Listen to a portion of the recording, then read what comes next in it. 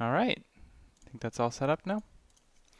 So I guess for a little bit of context about what I'm doing, currently there is a game jam. Uh, itch.io. Where's this game jam? Did I accidentally? Oh, it went to another monitor. Oh, that's not good. Where'd it go? Okay. Oh, please come back. All right, here we go. So, let's see. Can I not like? I don't want to host a game jam. I just want to look at the different game jams. Jams. This mix and match game jam. Holy shit, they have a calendar system? That's pretty cool. So November 13th, November 15th, there's a game jam going at 6 p.m. GMT, which is actually going to be more like 11 a.m. my time, but that's fine.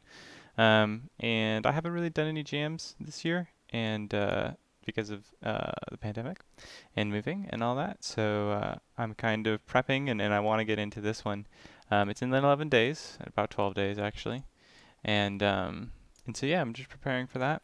For those of you who have ever jammed with me before, you know I like to do all of my game jams in custom engines because I'm sadistic, and so that's kind of what we have going on here.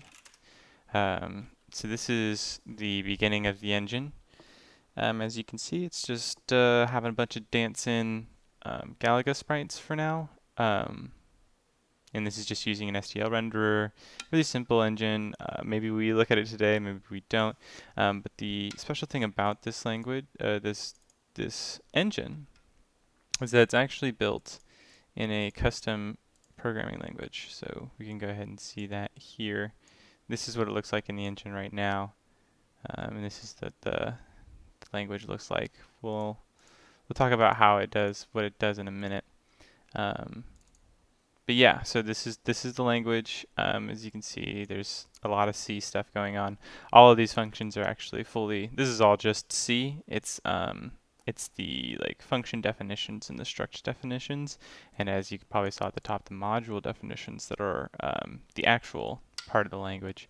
And the reason why it's like this is because the way the language works is it actually just takes all this source code and it translates it into C source into one big file, and then we just have the Microsoft VC MSVC compiler, C compiler go over it and do its stuff. Obviously, it doesn't look incredibly pretty because it's code that's technically written by a robot, but it's still definitely readable in this state. And this is just kind of this is the output file that the language actually outputs, and then this gets compiled to MSVC, which is what actually turns it into the executable. So right now we're working on the language. There's quite a few features that I wanted to work on today and potentially this weekend. The ones in stars are the ones that I find particularly important. And so right now, the problem I am fixing currently is that, when you're developing the game or the engine, say you make some sort of irrational compiler mistake like that. Once you build it, it actually gives you the line number and everything. This is just the MSVC output straight up, so it's just giving you the Unity file's name and then the line number on the Unity file, which doesn't mean anything to us because this doesn't actually correspond to any of our source code. So that's the problem I'm fixing today, is that I'm looking to create some sort of table where we can look up an arbitrary line in the Unity out file, and that can correspond to some line in our source code. Yes. And so that's what we're working on. And so far, what we have is a system that will output side by side with the Unity out. So this is, that's the wrong one, wrong Unity out. This is the test source. It's really simple. It's just literally like a hello world program. And over here to the right, I have a file that should be outputting the table to the line number at which, so line number 6 here, well, that's a bad example, but line number 7 here, this what may struct came from test EC, line 7, and if we open test EC, you can see at line 7, that's partially true. What I'm doing here today is actually making it better and fixing it, because obviously you can see there are some inaccuracies. There will be some of these none lines. I do expect that. For example, these are just standard includes that I put at the top of every file, or every Unity out. So they don't come from a any sort of source code on the EC side. So there's no reason to have something that corresponds to it. But some of these none lines, like this one, this at line 17, this is in the this is actually another example of a good one. Sometimes sometimes there's just a new line put in for clarity's sake, even though it's not really readable. But the goal is to make it readable, and so sometimes there's white space, and clearly that doesn't go to anywhere. But something like this, this global variable, that has a location. These functions, oh, this is actually another global variable, but these functions definitely have locations that they belong to. So I think that's just what we're starting to tackle right now. And clearly there's still like this none, line 24, this actually is the closing brace for this function. So clearly that actually does come from somewhere, and I really do need to make sure that that this is no longer none. So we're going to go ahead and take a look at that. That is in the unifier. This is a file that actually just takes all of the symbol information and the output from syntactic analysis. Oh, sorry, all the output from the syntactic analysis and the parser come together, and they output into this file. So you can see here, the first file is the Unity out that we're tackling up here, and the second file we open is this this line number file, and we just take this table that we've built here in this info struct, this unifier info struct info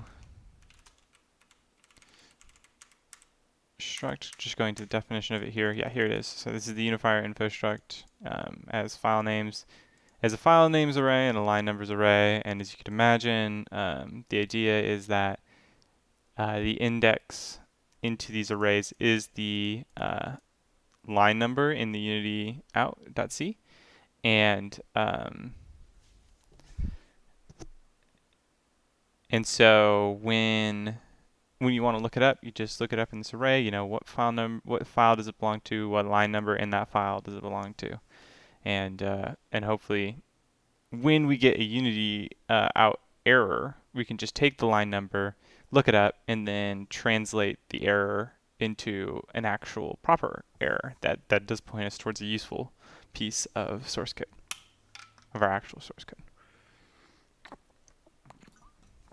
Okay. So let us think. What's going wrong? So I was looking at this, and while I was explaining it, and it occurred to me that when I'm writing code, I generally use this format for braces. So the fact that it's in an Egyptian format means that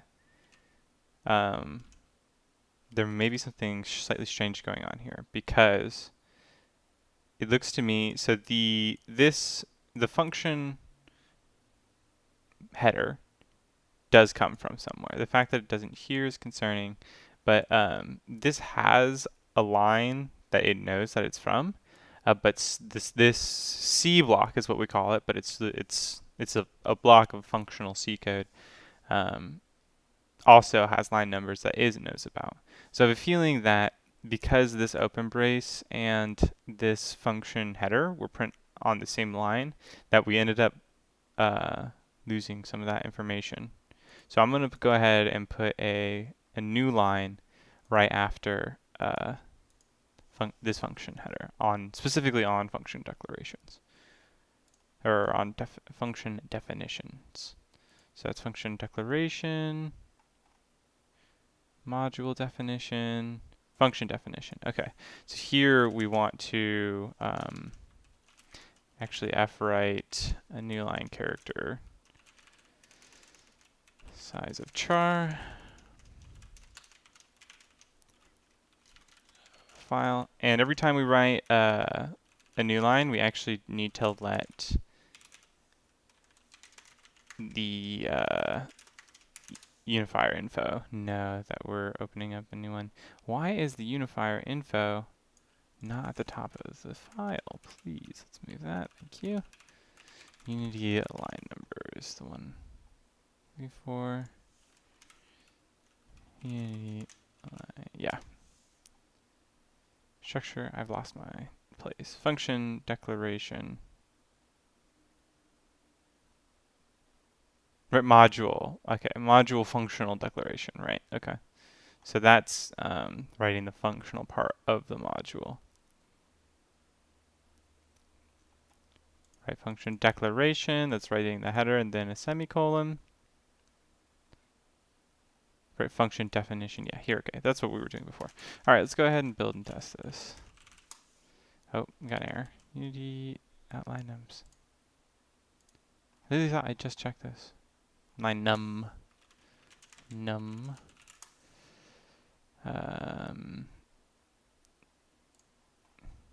Unity line num. Build. All right, go ahead and run the test. Okay. We didn't get our new, oh, well, it is, don't save. Need to reopen that because it got desynced. Okay, so now we see here pretty clearly that the new line is in fact occurring. So this is a little strange. So we're not getting the function headers information, and this is still one off. So let's go a little bit deeper here. So write function header, and write function header, write token. So we write the identifier, and the identifier should be writing, if I'm passing the info struct here, it actually should be writing the name, the token's information into the, or the token's location information into the unifier info struct. And if I'm passing 0 here, that means that it shouldn't be writing that information. So because I write the information with the identifier, I shouldn't need to write it with the parameters in mind as well. There's probably going to be some weirdness, like if I get like a really big function header that has multiple lines for its parameters, obviously it's going to cause some issues here. But probably the simplest way to take care of that isn't to make sure that all of these parameters keep information of their file and file location and line number. I think it's more if we find an error in that part of the code, then, well, yeah, I don't know, it's kind of complicated because in the Unity out, it's never going to be multi-line, right? This is always going to be single line because that's just how the output is written. And so the question is, why would that even matter? Because our Unity out is only going to ever error. Basically, we're hitting a situation where we might hit an error on a line in the Unity out that actually has translates to many lines in the source code, and we're only going to be able to return one of them. I think that's fine. I think there does need to be an amount of mastery that you have an understanding of how this language works in order to use it. This isn't a language that I plan on being generally available to people. This is just a language for me. So since I understand how it works, I'm not too afraid of not sweating those kinds of details. But okay, let's think here. The write token actually submits it, but also finds this. Ah, because it's a single line. This should be less than or equal to. So because starting and ending line are equivalent, and so this evaluated to 0, and so I less than 0 is false, even on the first iteration. So now we've just made it so that it's less than or equal to, and we're getting many more outputs. Okay, this is either good or bad. So line 6 is test EC line 3, which it is. I'm not going to go into the specific syntax decisions here, other than the fact that I do plan on changing it. I don't think that's there to stay forever. All right, line 7, line 8, line 9. 7, line 8, line 9. Okay. I don't like that. I think I'm gonna insert the new lines here too at the end of these because let's see. 18 is 5, 6, and 7 of main. Let's open up the main. 6, it's 6 actually, 6, 7, and 8.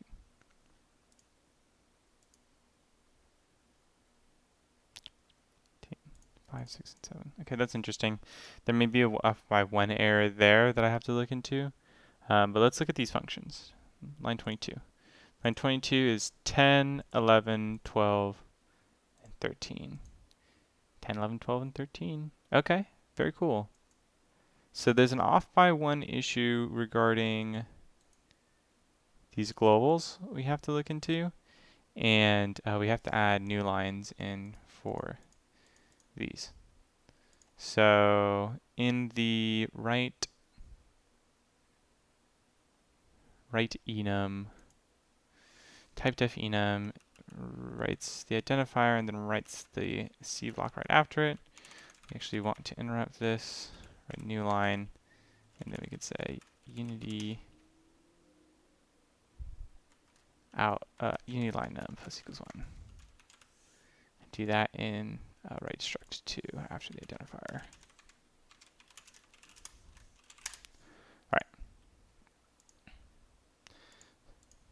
So line 7 comes from test EC6. Yes, indeed it does. And then we have 8, 7, 8, 9. 7, 8, 9. Perfect. Okay, so the structs are working as intended. Let's see if we coincidentally fix that. 5, 6, 7. Nope, I believe that is still the incorrect value. Yeah, it should be 6, 7, 8. What's interesting is that it's wrong on the parsing side. So it's not actually, it's putting it in the right spot for in the unifiers, but the line number that says, why is 19, which is a space, correlate to EC5? What's EC5? Oh, okay. We need to look at, let's look at these statements here. So these are, these relate to C statements that you can just, these are just global C statements that just get pasted into the base of the file. And they get printed in the module, one of the module ones. at the pretty much at the very end. I think it's write module structure declaration. That's us using. So there's also preprocessor ones that starts with the @ symbol, not the pound symbol. Okay, so here it is. Here's the pound symbol. We make a new line after it. Is there a reason for that?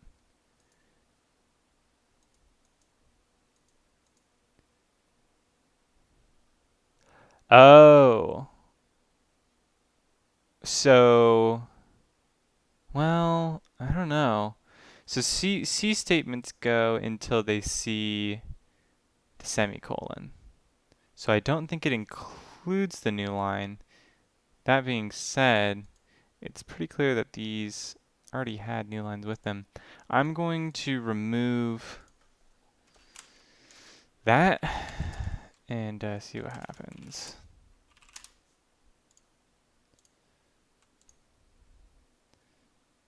Okay, we get a little more condensed file here, which is something we're expecting. 21 through 19. 5, 6, 7. So it's still, this multi-line wrong one is still wrong. 6, 7, 8. And this C statement one is also just wrong. It's one off. So let's actually look in the parser for this one.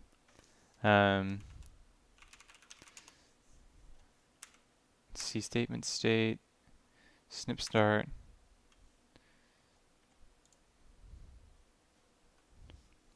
Line num and file name. We shouldn't have hit another new line before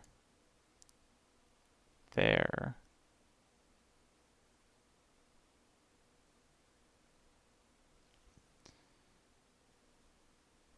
Yeah, we shouldn't have. So maybe it has something to do main.ec. Well, the question is, so the way these these kind of generic C blocks get printed, is it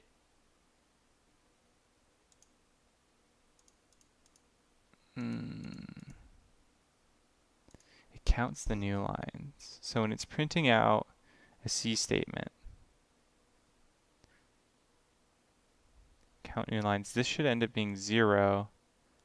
And ending line is the actual ending line number. It should be 7 in this case. And which means that this number is 4 when it should be 5.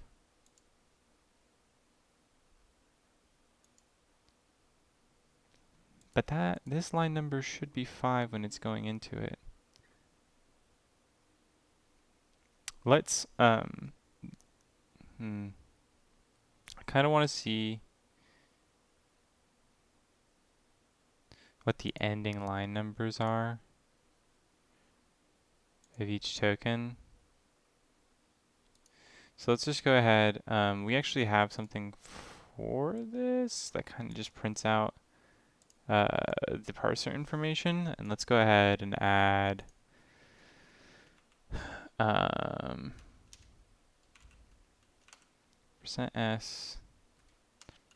%i.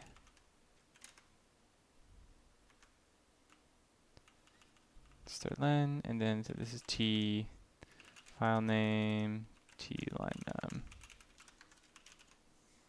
And then in our testing script, you just need to add dparser. So that is our parser test.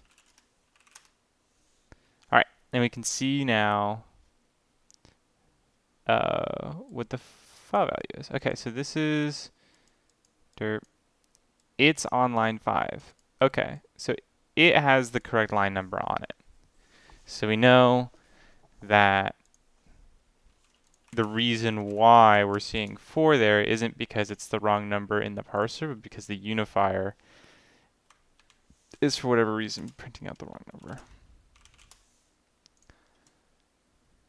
Because, right, test EC4,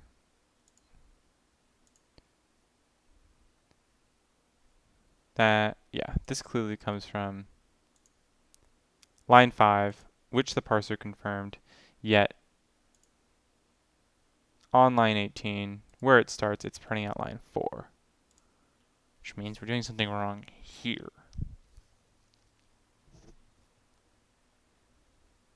So if I am a single line, my ending line is 5. We know that. Starting line, is this somehow 1?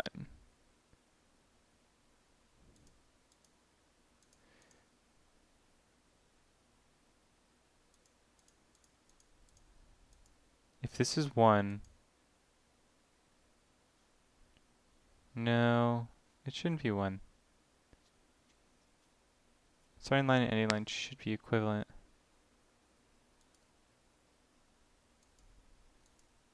Make this 0 for at least that one. 0.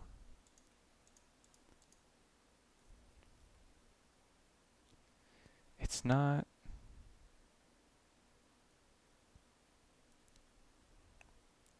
Starting line plus I. So this has to be 4. This has to be equal to 4. Which means it is counting a new line somehow. It shouldn't be. Starts at 0 every time it sees a new line, count 1. Length. It should have stopped. Go ahead and test it. Printf. Is it dot star? I always forget. You see, it's dot star, not star dot.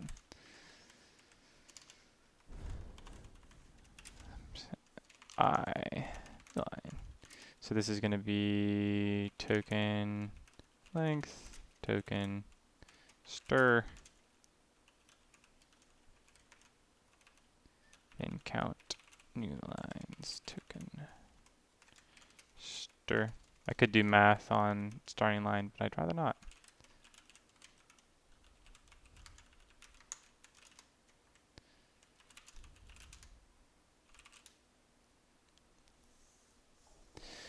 Okay, what might to dumb enum? Okay. Alright, so we are getting 4 here, which means, so this last, we're getting the new line. I think that's pretty clear actually from this print that we see we're getting a new line here. Maybe it is the parser's fault. Parser should not be picking up on that new line. On the end of his C statement.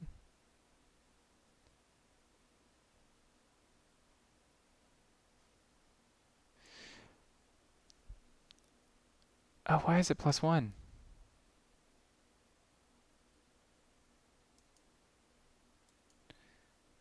It shouldn't be plus 1. I understand this plus 1 because we want to skip our actual syntax, which would be the pound symbol. But I don't think we want... I think we actually, if anything... Yeah, we don't want that.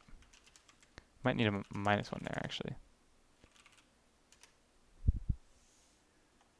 3, CP's main derp on line 4, 0. Okay, let's check out this. This seems wrong in the other direction, actually. Oh!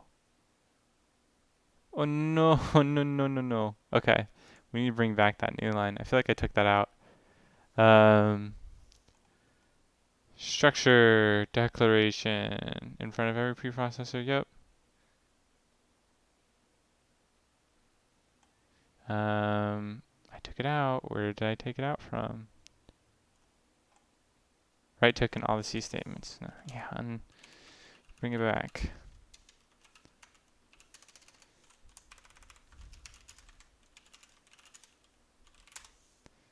Alright, and yeah. Alright, everything's on its own line now. 18 is 5, which is true, if I remember correctly. 95. Alright, 5, 6, 7, 8. Alright, I believe those are all correct now. yeah, I think I think I do want to test though because it actually seems like it could cause issues. Uh, so there's also this valid syntax this is before all like function declarations and structure declarations. And this is after everything. So if you wanted to create like an array of function pointers, you would use this syntax because you would want to be able to reference the functions after they have been declared. So this means before all function declarations. This means between function declarations and definitions. I'm going to go ahead and remove that here in a second. But let's just make sure. Oh, unit line numbers. 6 comes from main 4. Does not come from main 4. It comes from main 5. There was a lot of new space here. I think this actually also is the same issue, though. I think.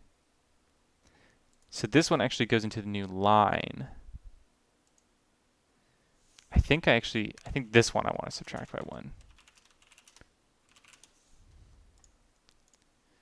Yeah, okay. So line 6 comes from main EC6, and then line 7 comes from EC3.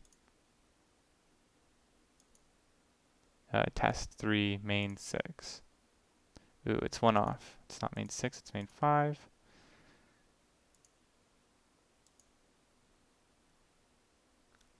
I think that's just because we've gotten that. Yeah, so we just actually need to subtract 1 from there.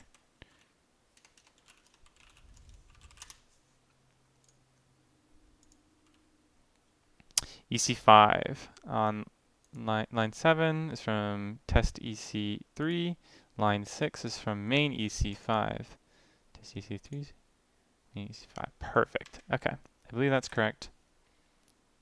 Let's go ahead and unifier. That's where I put this, right? Yeah. Yeah, get rid of that. All right, cool. Yeah, of course it can't because it's not set up to do that. Okay, so now we have our table built. It's just outputting into this file, which isn't incredibly useful yet, but should be pretty useful here going forward. So the next thing we need to do now that we have this table is to parse our errors from MSVC, which is going to be interesting. All of my build scripts and the test scripts call MSVC separately because I actually just output to Unity out and then EC is done. So now that we kind of need to include the execution of the compiler inside of EC, I'm going to have to change all my scripts, but more importantly, I'm going to have to figure out how to call the compiler within the program, which is not a trivial operation because Microsoft kind of likes putting the compilers all over the goddamn operating system. So I'm going to do some Googling. Let's see, MSVC call from program. Oh, wow. This is not going to give me incredibly helpful.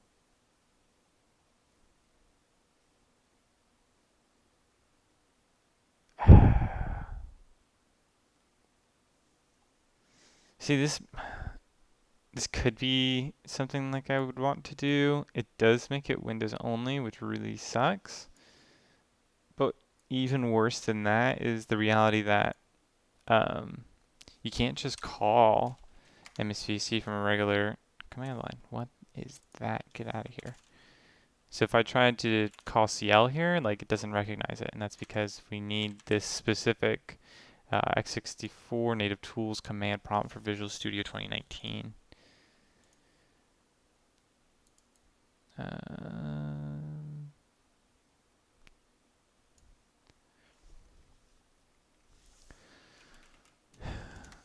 we could dig into actually how this works.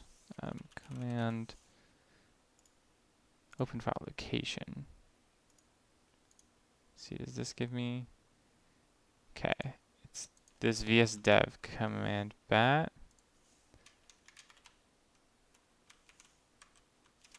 Just take me there.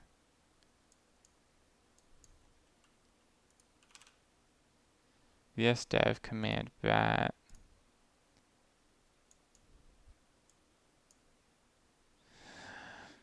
Why?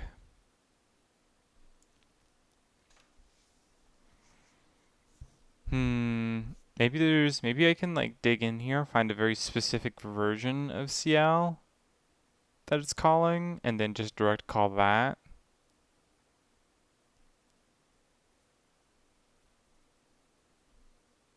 Maybe make it part of like a settings file or a command line option. Ah, yes, this classic. The VSWare. I hate VSWare so much. I just hate the idea that like this is how we're looking up things in the year 2020, which hasn't been great, and yet this is what we decide to do with our time.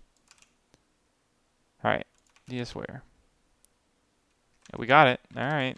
Well, how does this? Not that one. Let's open up a new one.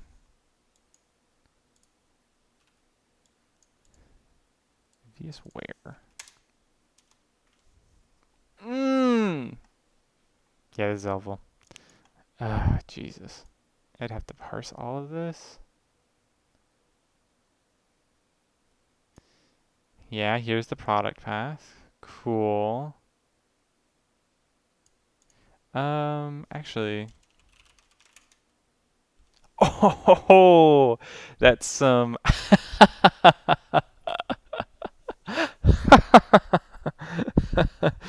I didn't know I had any Linux tools on my computer. 'Cause it's definitely like a Cygwin path. I don't know. Maybe this is, I think there actually are some tools that Microsoft ports over.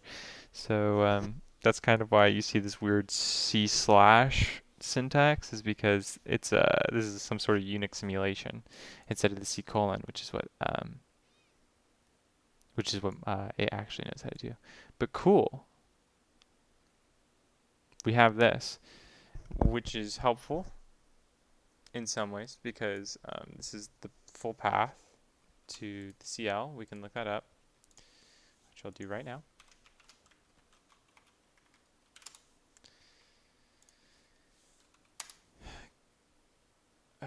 Okay. This is a weird.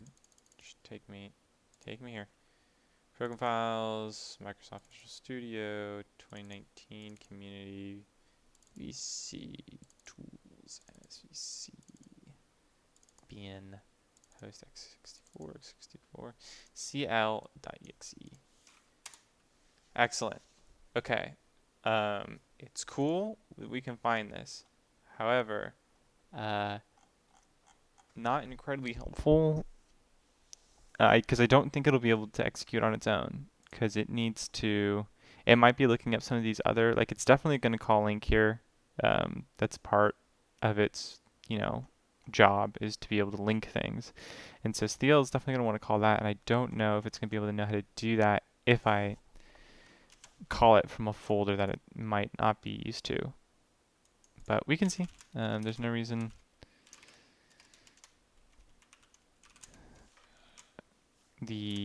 Let's go ahead and take our build file.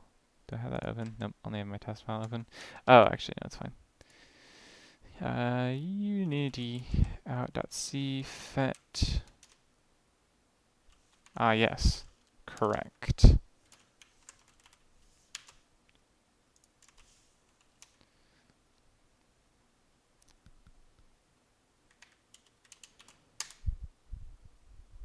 Okay, so actually that did work. Cool. Oh, fatal error. String.h, no include path set. That's what I was afraid of. Okay. How do I continue from here? Maybe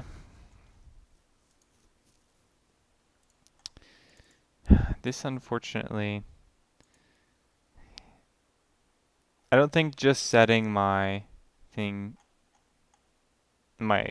setting putting this folder on the path isn't gonna help me here, because this string.h library is not in this area. It's in some sort of central location so that multiple CL programs can make use of it. So that's cool. Were you where I did VSWare from? Yeah. So let's look this up again. Installer. Yeah, yeah, yep. Engine path. Nope. Don't want that. Yes, I understand that this is where it is. Okay. So that doesn't give me any useful information, really.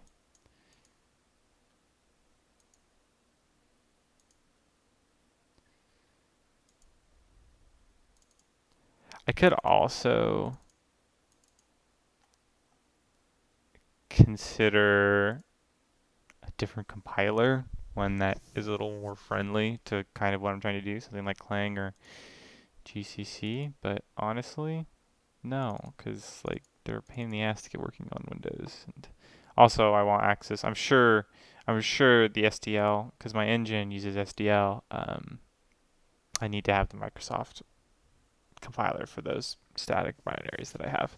I could grab the other ones, but honestly, it's just asking for a lot of trouble developing on anything other than MSVC on Windows. Should get in trouble.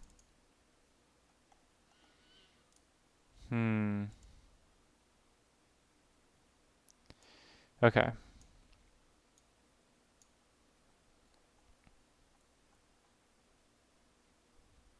Maybe there should just be something on this. Calling CL outside of develop dev tools.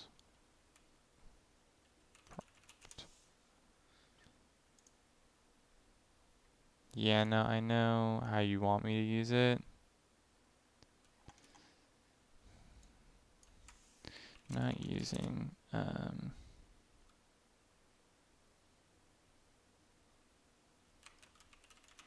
maybe.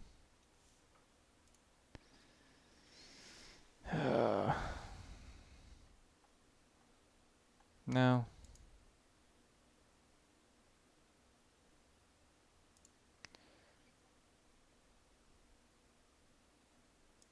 Batch file which prepares the environment for you.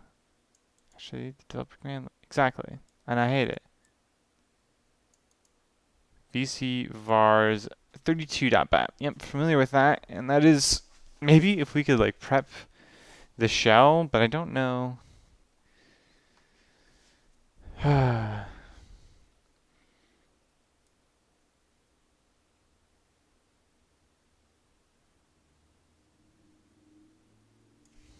Let's see.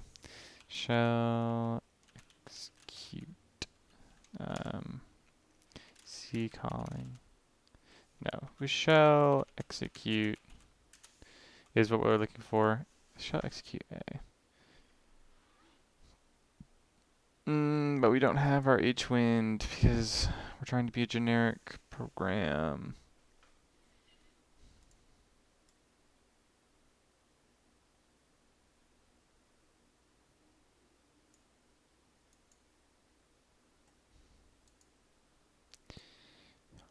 Maybe there's a better way.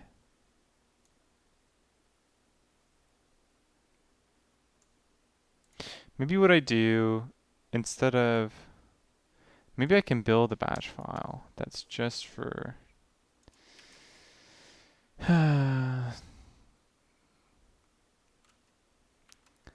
So this would be like,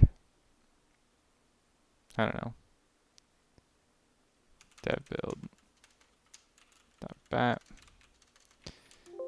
And then we'll use this file as a sort of abstraction. So we just say echo off, and then we can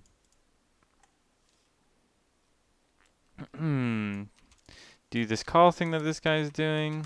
Except obviously we're going to use the correct one. I'll start from here. Studio 2019 community VC auxiliary build, and then we actually want this one, the 64-bit stuff, the good stuff, if you will. We'll go ahead and also just make it only work for me, because again, I'm selfish. All right, call that, and then we can do cl unity out.c fat no logo.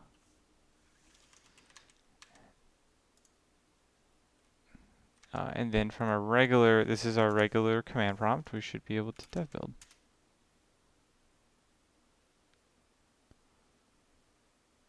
Yeah, that's fine. This error is actually kind of expected. Let's go ahead and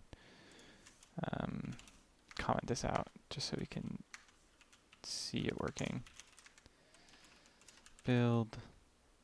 You can't build yet. Build. Dev build. It's really annoying that now there's going to be this extra time that I have to wait initializing for the command line. That really sucks. I'm really not happy with that. Let's see what's actually in this.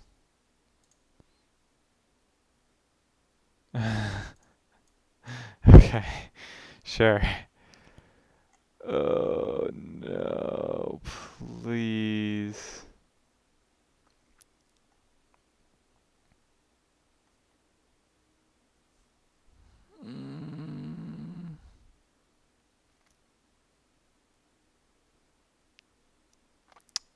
I feel like I'm actually just gonna keep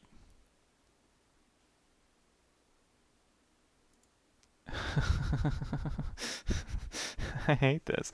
We're just gonna keep digging into this until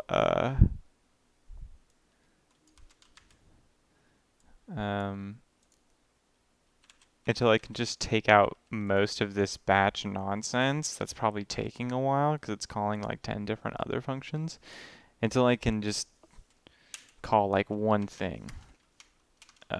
And hopefully just by kind of extracting out all of this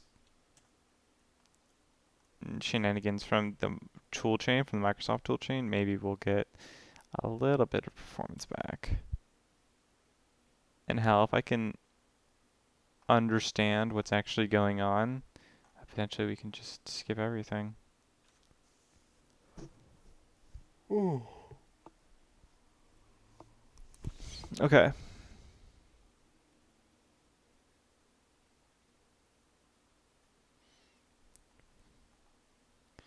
I don't... What the fuck?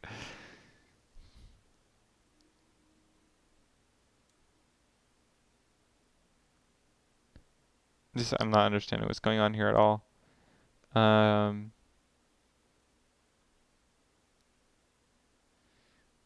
Go to missing. VS dev command. Dot. Okay. Assemble the arguments to pass to VS dev command. Go to call VS dev command. Call VS dev command to set up the environment. Is def command error level 0, parse loop, parse argument. I hate this. Okay. Yes. Where's the go to here is the question.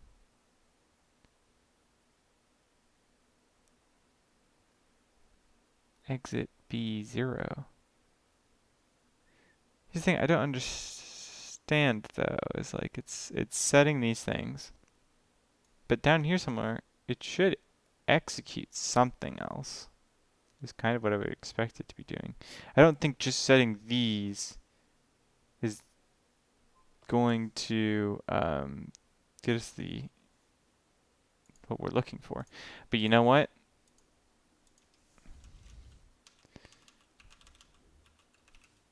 Maybe I just don't have faith. Maybe that fixes everything.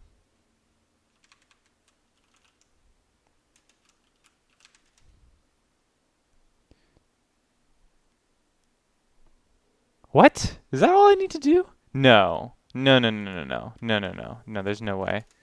Because this must have had the environment set up.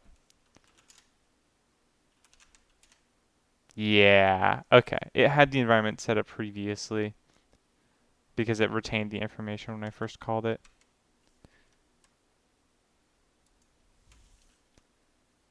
Well, hold on.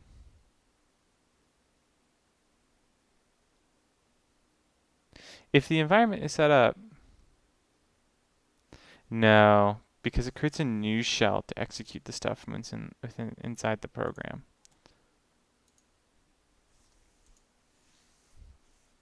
Hmm. Hmm. Hmm. Let's restring, edit, explore, find, open, print, run as. No.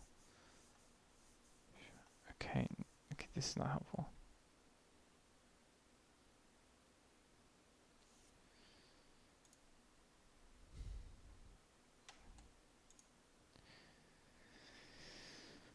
Performs an operation on a specific file. Okay. Yeah, no, this is just, C, ZC.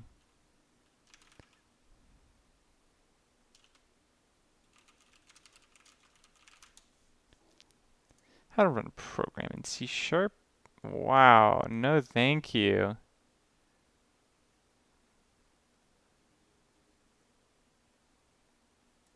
How to execute. Use the system function. Right! C system. I forgot system existed. System.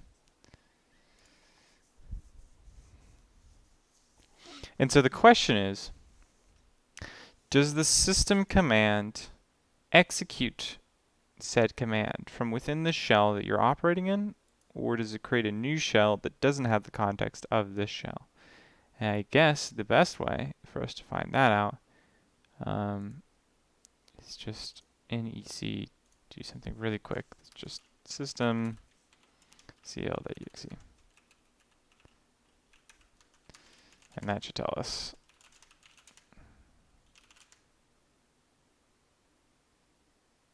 It totally knows. Okay, so yeah, it totally does have that. All right, so we can stop worrying about all of this stuff then.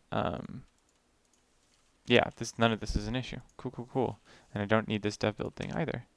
I really should have just tried that to begin with, but you know what? We're happy that it is the way it is. Okay, so at the end,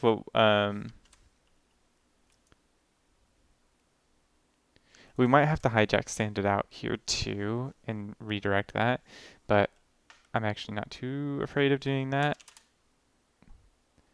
So at the end, at the end of a regular one, not a parser test, we want to clean up this in output, and then we'll go ahead and just do what our build script was doing before. Our test script was doing before. System, we'll just do the exact same thing. CL unity out.c vet, no logo.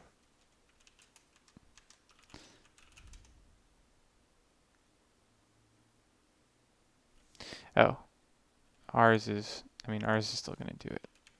Look at that. But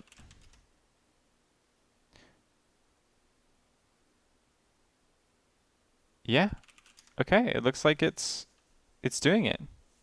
Cool.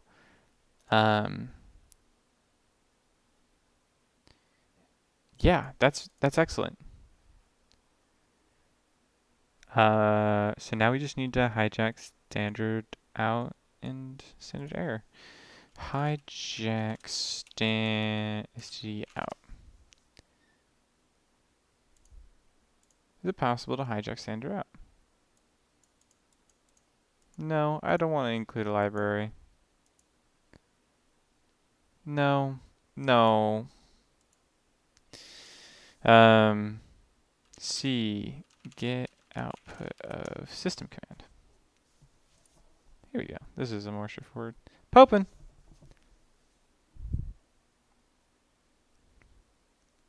What's the popin function? No, see.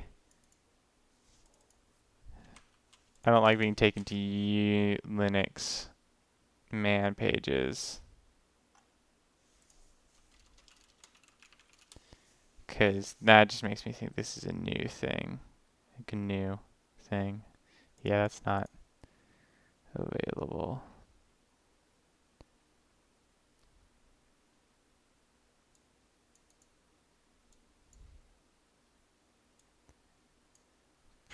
Use a pipe. Ugh.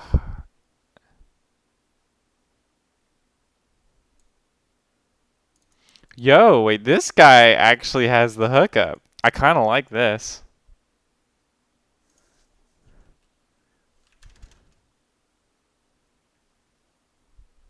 I think the only issue here is that it's going to take time.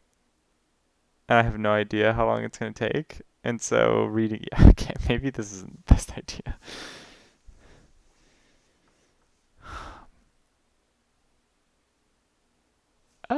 Actually, hold up.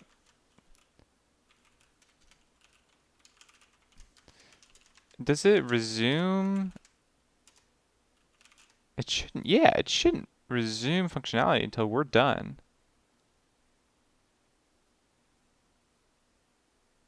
I would love to just do something like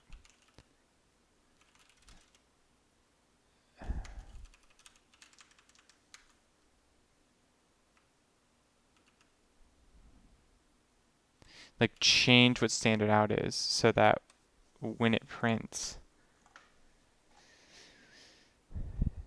it can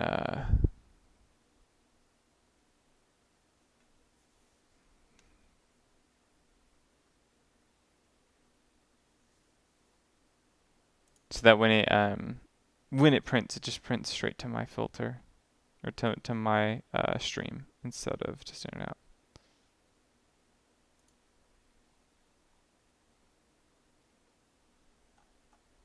Whoa.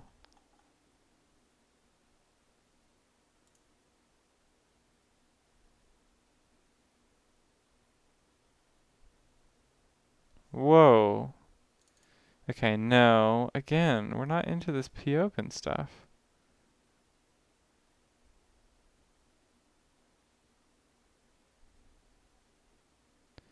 If it's a binary data is that was correctly, we can work.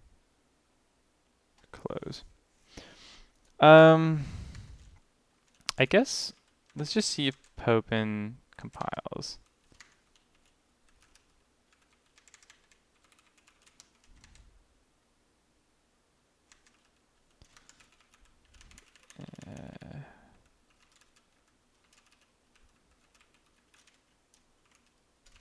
I don't expect it does, but I also didn't expect the other thing to work, so.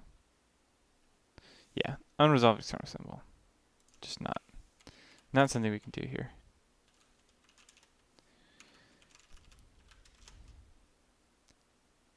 Yeah, I mean, why not?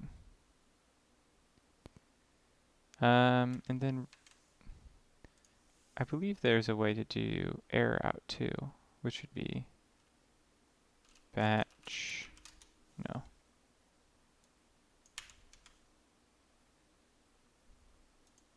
Batch direct standard error. Error messages. Yep, it's the 2. That's what I thought.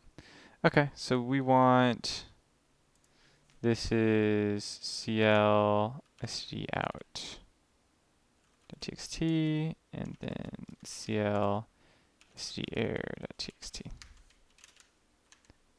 So let's build test. Okay, we didn't get anything on the prompt, which is good.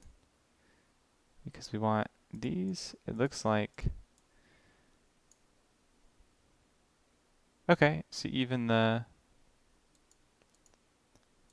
that's questionable, but it's fine. Okay, and then we'll go ahead and just fopen that file. Fopen clsd out.txt, and I guess we don't need to redirect standard error because I kind of had presumed that the error output would go there, but shouldn't have expected some. I guess a compile error is a pretty normal state of the compiler. I have a fopen up here just to make sure I know how.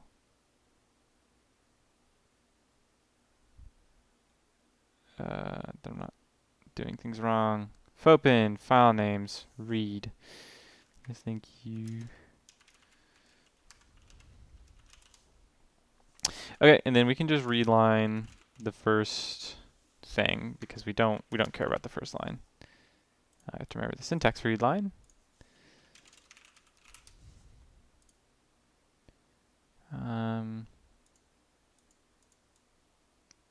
What? Oh, I might just be doing things wrong. Where are you? No, we just dumped the entire thing there. Read. See, read one line. One line at a time.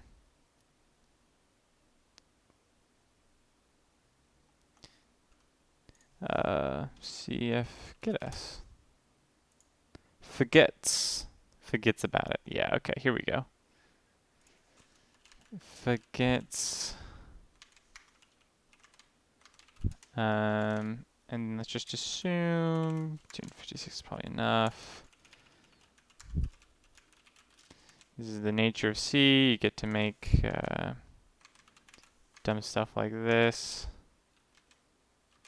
And then we can do stream is file pointer cl output. And then if is greater than is equal to 256, then freak the fuck out. This is, let's just go ahead and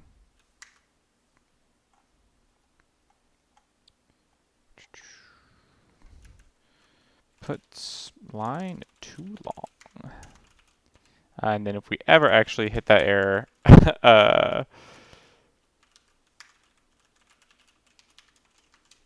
we will we'll actually do something about it. But until then, we're going to continue on our merry way. And then I guess for now, I'm just going to print the line.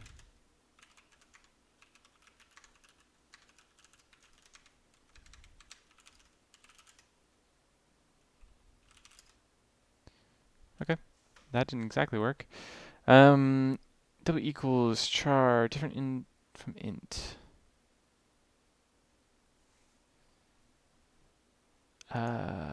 Oh.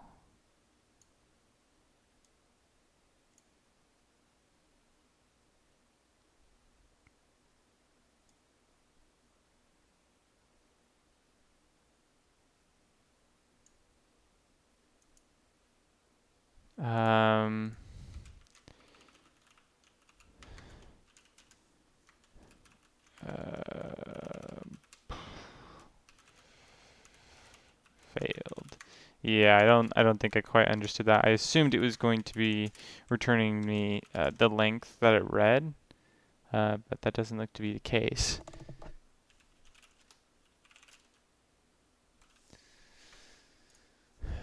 And that's handy, but I actually... Oh, because it's only one. Silly me. Okay. We just read the one, and then while f gets doesn't equal 0, read it to the line of CL out. And then we'll go ahead and print that. Puts the line, and then at the end of it, let's go ahead and close CL out. Build test. Oh, because it's actually already has the new line in it, doesn't it? Excellent. Okay, so now we have it all in one program, and we're no longer having to incur the cost of setting up the environment because we just have to do it from inside of here. And if we don't, then we'll get a very similar message that says we don't know where CL is. So we'll be very familiar with what to do at that point in time. Call CL. It's very, very easy to see what I'm doing here, but like this probably needs a lot of comments that kind of explain what's going on here. But so here it parses all the files, here it takes all the outputs of all the parsers and then does syntax analysis on it, which creates our symbol table and all that jazz, and then Unity files actually outputs to the Unity file. And then we just clean up everything.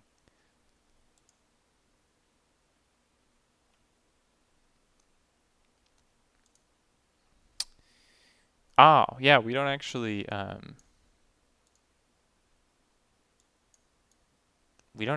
return the Unity out yet. Unifier info.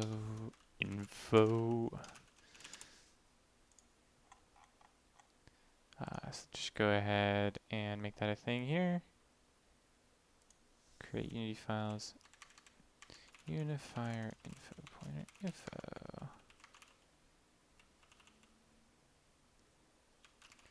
Wait, I'm starting to think about some things that'll probably be not the greatest.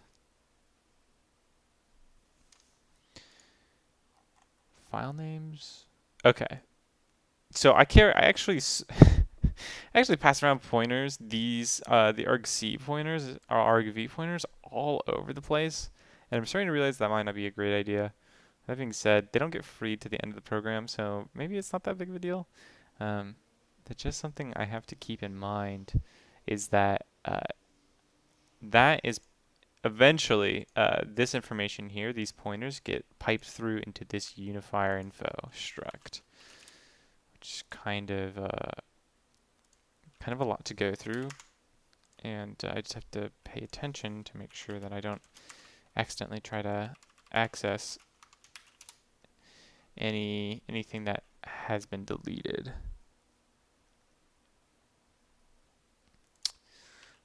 So I'm going to go through here, switch this all to use the pointer convention. I do believe, though, that I am going to need to sit down and make sure that all the information I'm accessing in this info table and storing inside the info table is around by the time we get to... Honestly, actually, let's just play it safe. Because I was going to see if I could clean up things and then start CL. But honestly, let's just do CL and then clean up things. I don't even want to play around. Don't even want to play around with the idea that that might be destroyed by the time I get to it. Okay. All right. Probably just means like there was a error reading the file or something. Can I delete files from C? C delete files.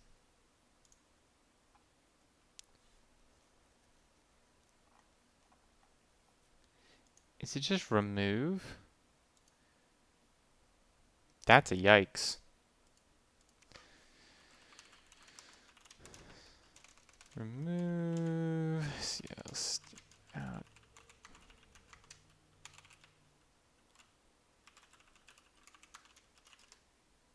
And honestly, you shouldn't need it anymore.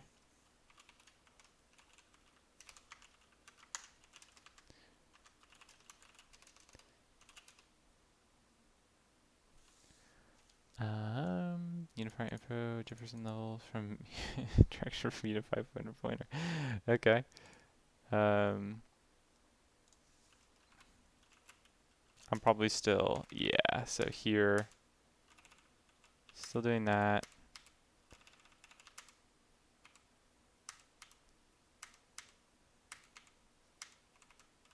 Okay. Warning. Function cannot convert from unifier info to unifier info pointer. 1345. Ah, I think that's actually in EC. Unifier info. All right, perfect.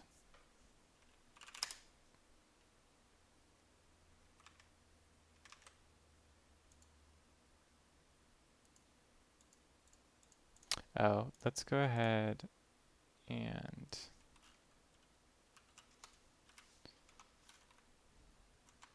actually I prefer to if zero it. And if. And then here we can also remove unity out.obj. And then I think I'm going to put these behind a command line switch, and by default keep it around, just because I've gotten a lot of use out of this, so out of being able to access this. So potentially, by default, maybe by default it does destroy it. We'll see how much I end up having to use it after I get these errors translated. Okay, unity out.c6. Error 2106. Yeah, okay, no, that error is fine. That error makes sense. What we need to do is we now need to replace the error. Is everything past that going to be an error? I feel like everything past that should be an error. Okay, so okay, let's go ahead.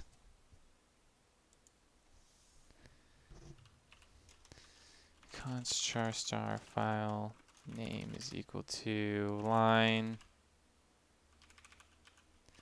and then well, let's do this.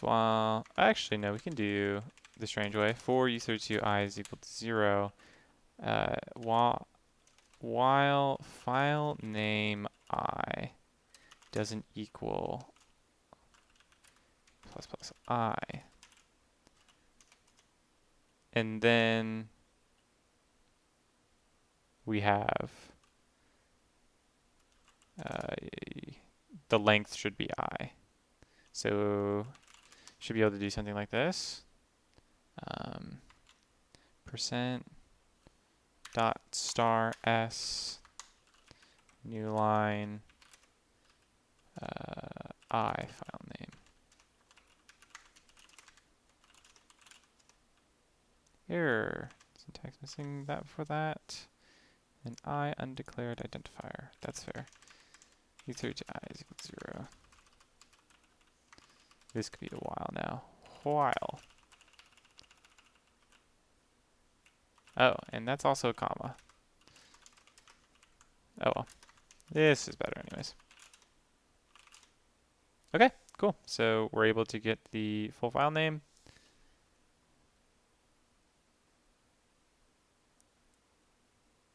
Well, it's always going to come from Unity out. What am I thinking? Yeah. Yeah, that's not useful information. File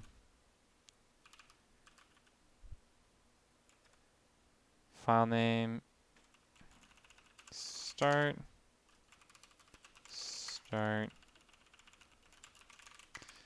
wow file save line u32 end is equal to the start, and while end doesn't equal, you can go end is plus equals 1. Okay. And now printf percent start s, and we can say the length is end minus start, and it's line plus start, and that should output the line number. That's an interesting thing that it's done there. Oh, yes. No, that makes sense, because new line, BG. Okay.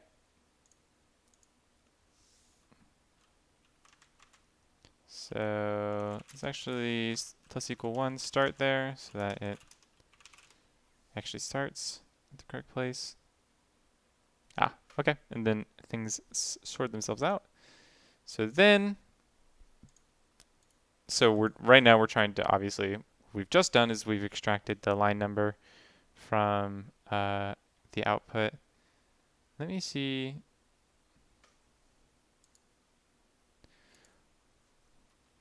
It's on.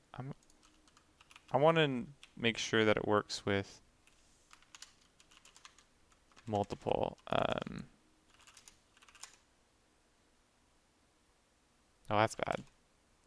Well, that's very bad. That shouldn't be able to compile like 6 ways to Sunday.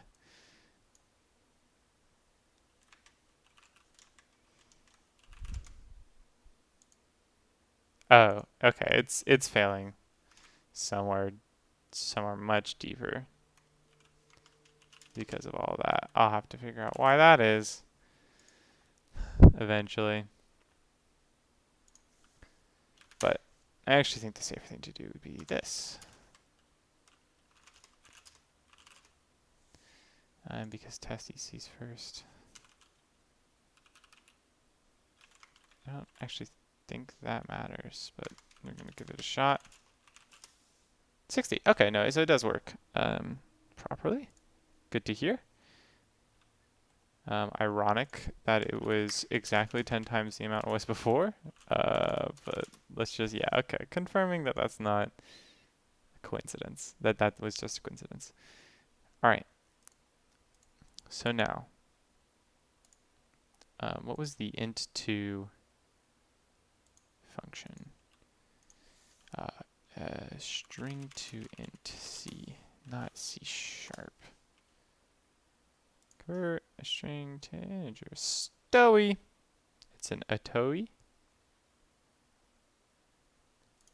C stowy. Nah, stowy is C++ because that's going from proper string, not ASCII character buffer. Okay. U23, U32 line unity line number is equal to a toy to I. Yeah, unfortunately, we're going to have to do something funky here, which is line end equal to null pointer, and then we can do line plus start. And then we're going to printf I this time, unity line number. 58. Perfect. Okay. So that's actually a proper number this time. Excellent, excellent, excellent. 9 and goes back to being that, which is what it should have been. Yep. Yes, yes. We can confirm that that is in fact the value of line end.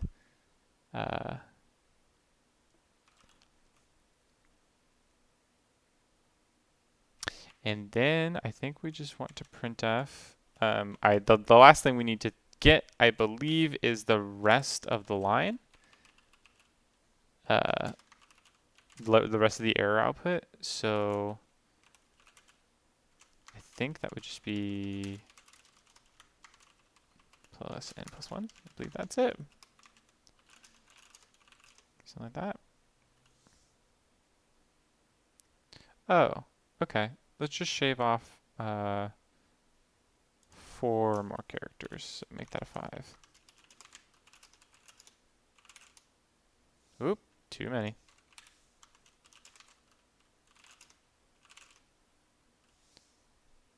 Did it save?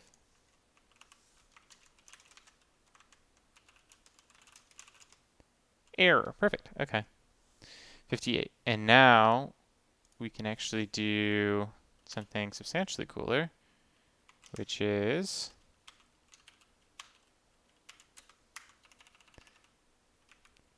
info file name is Unity line. Let's use a proper character. Number info line nums Unity line number. Ooh. Error. Oh.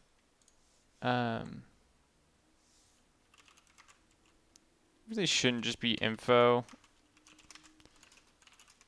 It's a really bad name for that. uinfo is a better name.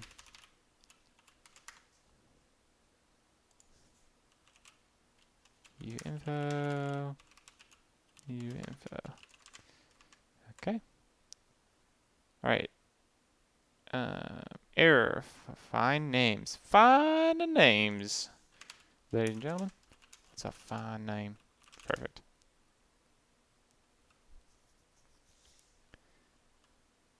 Main EC64.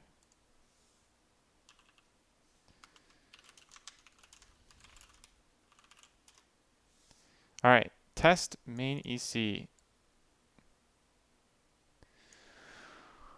Well, it's unfortunate to say that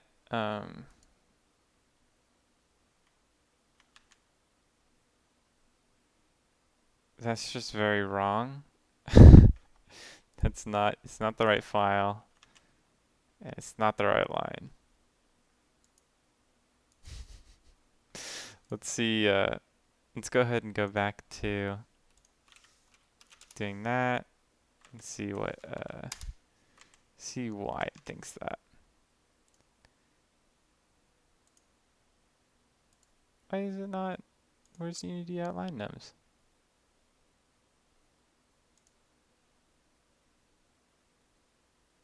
I don't delete it. Oh, it's actually, no, it should be. Test it. No, yeah, it totally does.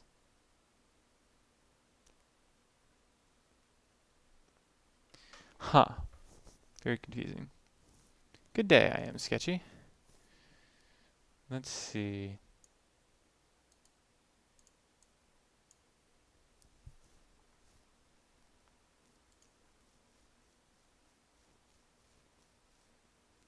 Very confused about what's going on.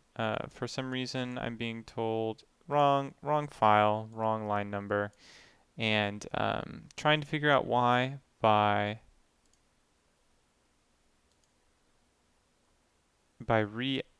outputting the Unity out line numbers file again. Oh, probably because I need to rebuild it. I probably just didn't rebuild. Yeah, I just didn't rebuild. Okay, cool. Alright, and now let's go check out the Unity out.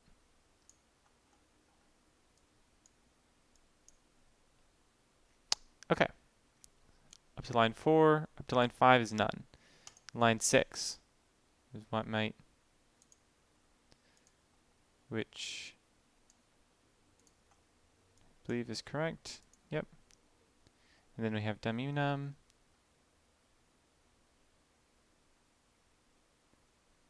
Where is the error? It's on line 58 is where the error is. Line 58 should come back as test EC 59, which would be correct. Yes. What's wrong with my lookup here? Unity line number.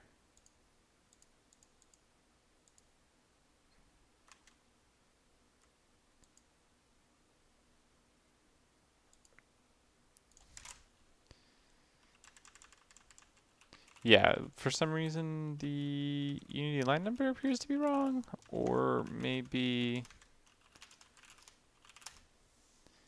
58. Unity line out. 958 should be test EC 59. Unity line number, file names, info.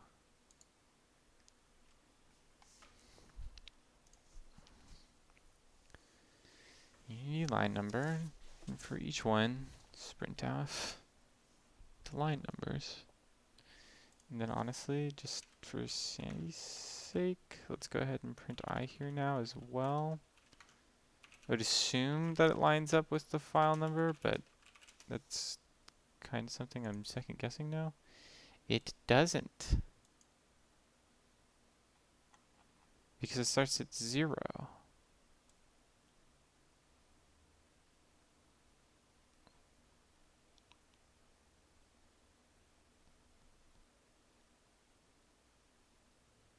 Okay. Well, let's think about this. Where's 58? Ah, because it's on the precipice of the two files. I wouldn't have caught this bug if I hadn't put exactly that many spaces in both files. Very interesting. That's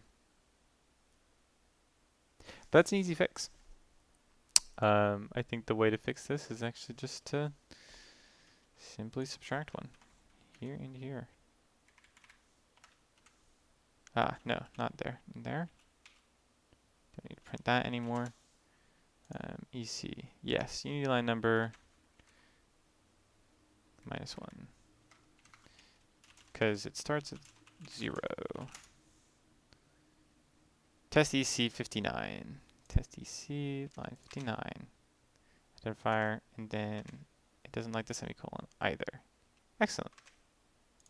Delete that. Okay, so now we have proper outputting. Syntax identifier, grammar function. Syntax error, identifier, grammar function. Why is this an error? Oh, because grammar function... What? This using... Oh. That did not output the right amount. It's missing the L there at the end. That's not quite right. That isn't just a generic token. Oh, right, because we changed the parsing. This is a C statement.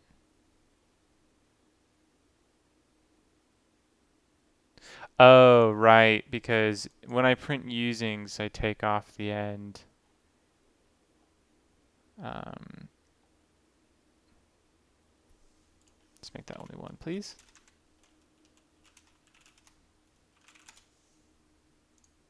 Excellent. Okay, that's no longer an error, which is good. But uh, I also want to test errors, so I do need to introduce some funny errors here right now. Let's go ahead and get rid of that though. Get rid of that. Get rid of all the space I put here. Save. Save that. Build. Test. All right. Cool. Now let's go ahead, make some pretty obvious errors. Obvious error.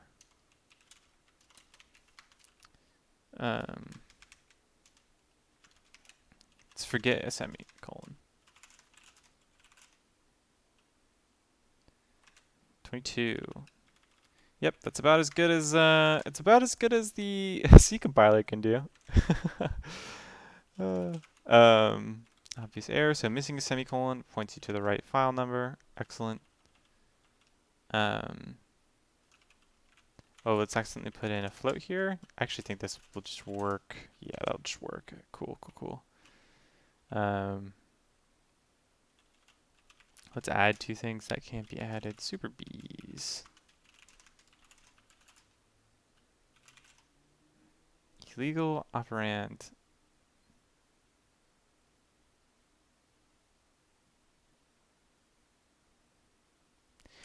Wait, does C17 have operator overloading?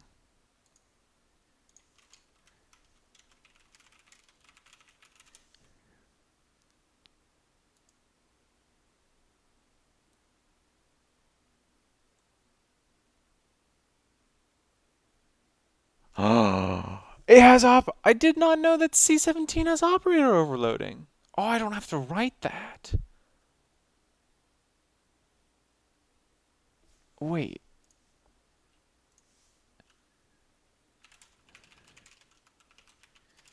Float x, float y. Please. Vec2 operator plus vec2a, vec2b.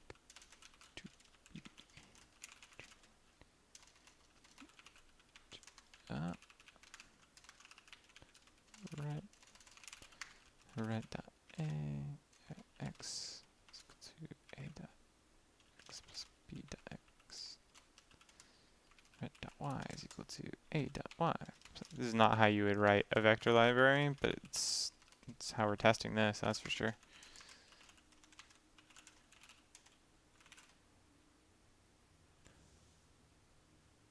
Oh. Oh, yeah, no, that makes sense. Hold up.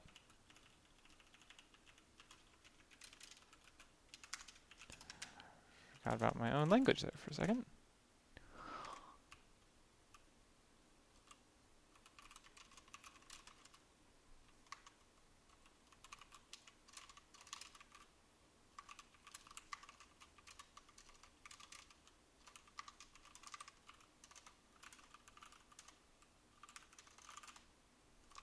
Oh, yes! Okay, that's really good news. That's really good news. Okay, cool, cool, cool.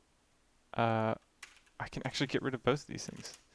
Because that also means float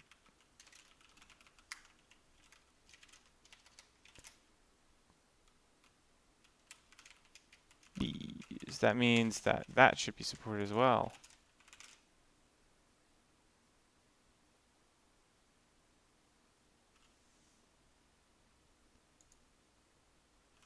No? Am I wrong? I'm wrong. Okay, interesting. So it has operator overloading, but it doesn't have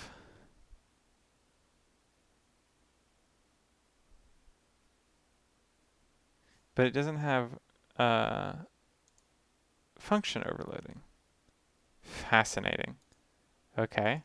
Well, that's fine.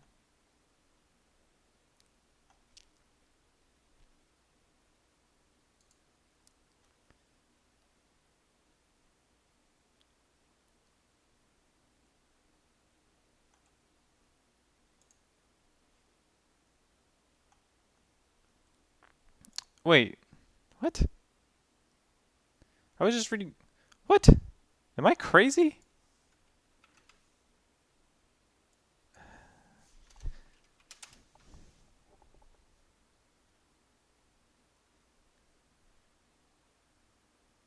But I just did it. I'm literally doing it. Is it because I'm using the MSVC compiler?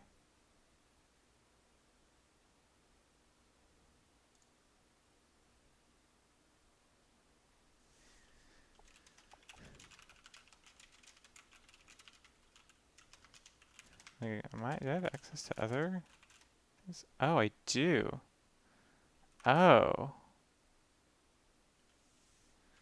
No. No, I'm not down for that.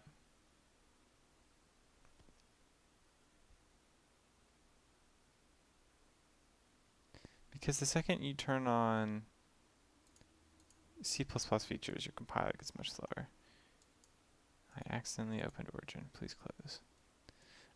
C, MSVC, force C mode.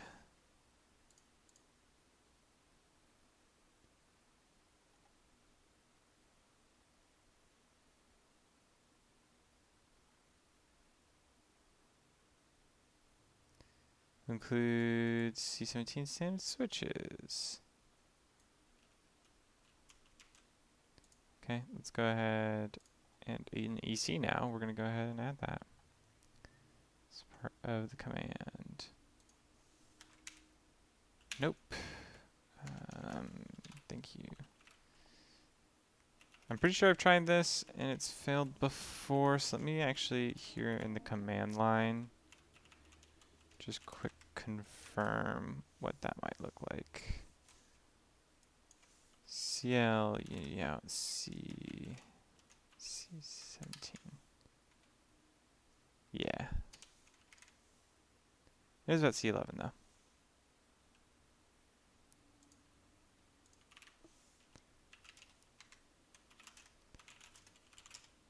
Oh my goodness gracious. Maybe I just don't know what the C11 standard has in it. Okay. Changes from C99.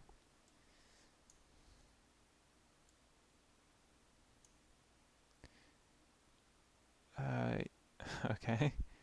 Type generic expressions using the generic keyword. Yeah, I've seen this. This is not what I actually want out of generics, so I'm probably still going to end up implementing my own. Multi-threading support. That's cool. Didn't know about that. Removal the getAs function. Yeah, okay. Static assertion. Static assertions? Oh, anonymous structures and unions? Okay.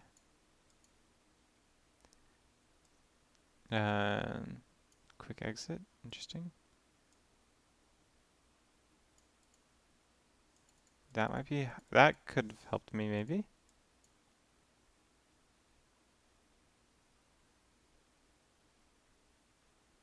Oh, C18 is also out. Is C18 still being worked on?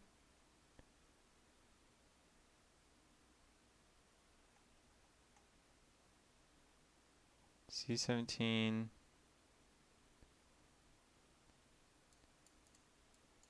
Clarification.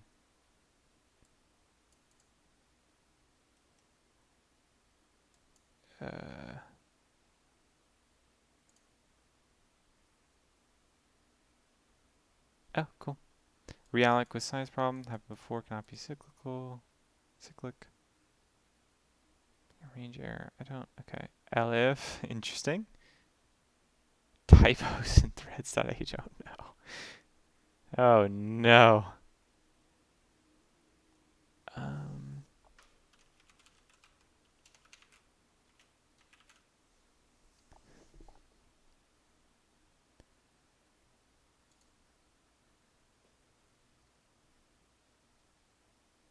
Could be overloaded with the type generic.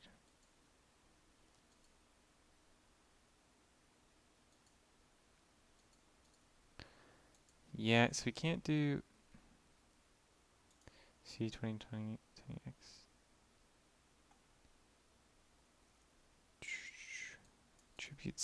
Attribute style attribute syntax. Single argument static assert.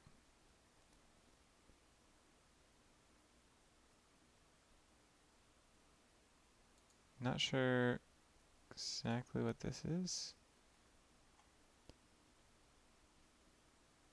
Yeah, cool. What is this?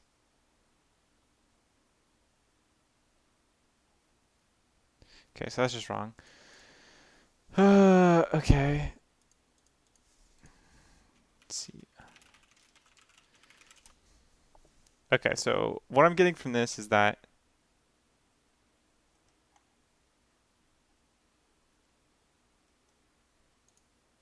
I'm getting language extensions.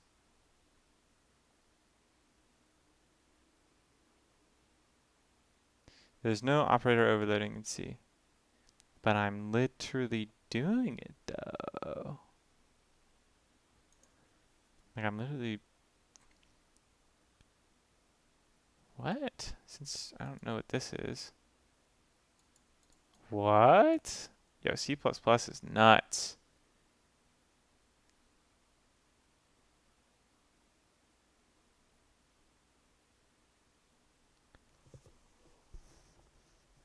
Okay, so because I'm using MSVC, how do I turn off language extensions? MSVC, turn off language extensions. I bet if we turn off language extensions, we'll stop seeing this. Disable language extensions. Is it ZA or ZE? The use of ZA when code is compiled with C++ is not recommended. The ZE option is deprecated because its behavior is on by default. Okay, well I'm not compiling C++ code, to be fair.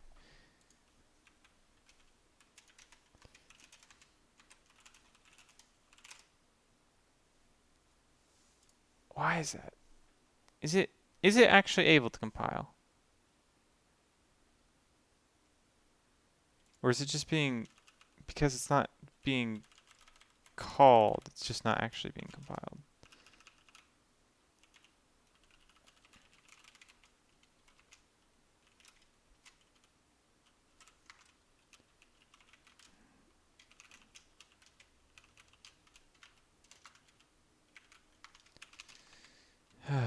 Build test. Okay, cool. Excellent. I'm not going absolutely nutters. Just wasn't being compiled. Thank the Lord. Okay. We do have to add those in. Whew.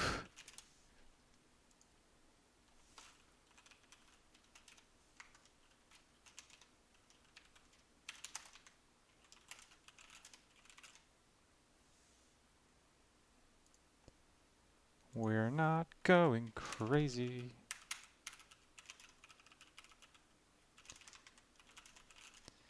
C just aggressively does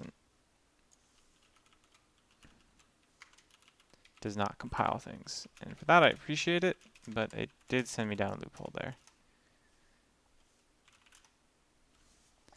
Okay. So this is really cool. I'm really excited for this.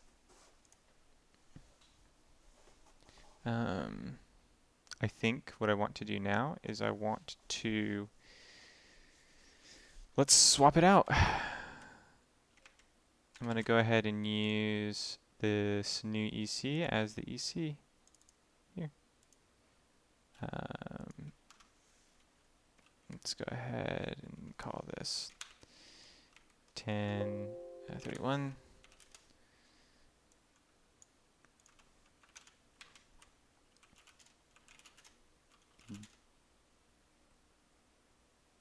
Aw, EC failed. EC can't build stuff no more. That's not good. Did I change anything else? No, I don't remember changing anything else. It's just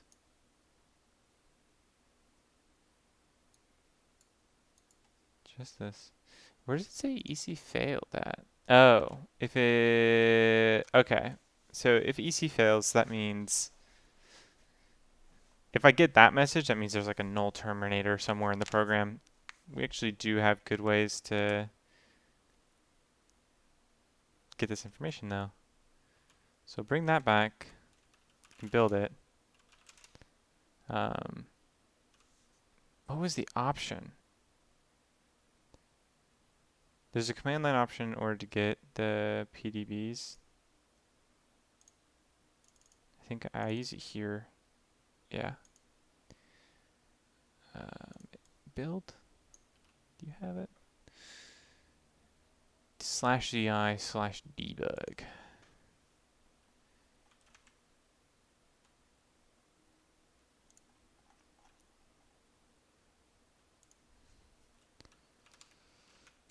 /vi/debug.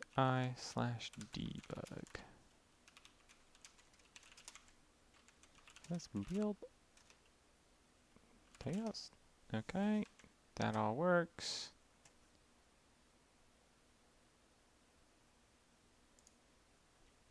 Build did not work. Build. Why is it new ec.bat? Oh. Oh, because I'm...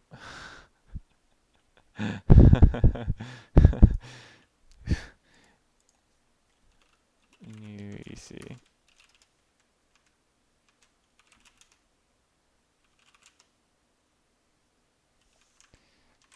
Right. What?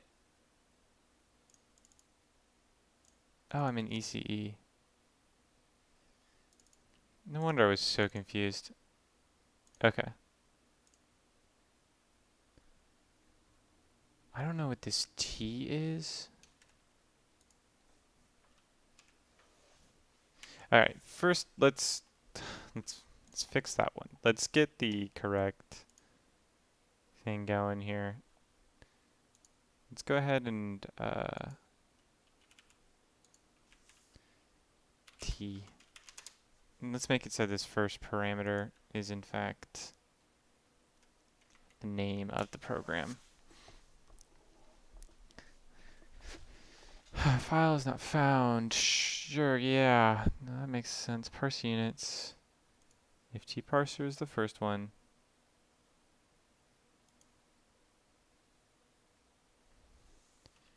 It's 3 because first one's going to be the name plus 2 char star out name is going to be argv1. Okay, and then the out name gets stitched into here. Char cl command is going to be 256 again. And then we'll do sprintf cl command. Do that whole jazz. Except we're going to be adding. This is a %s. And the %s is out name. Then we'll be calling that. This isn't dangerous at all. CL command.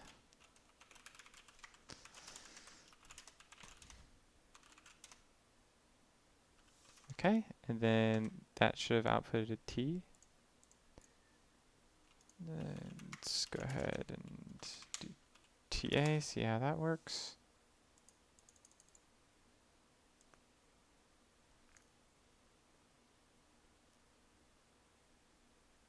Okay, so that didn't work. Put CL command. Build test. Excuse me. Are you building?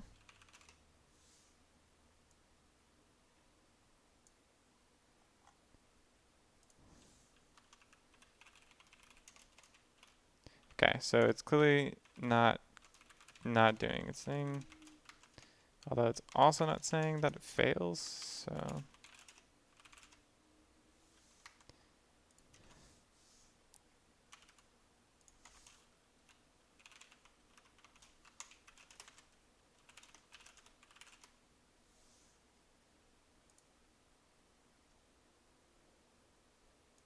File count is equal to, right. It's actually -2.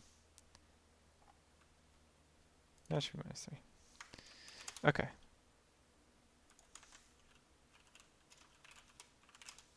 Excellent.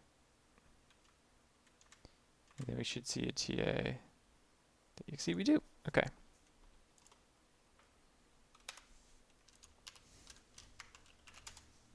All right.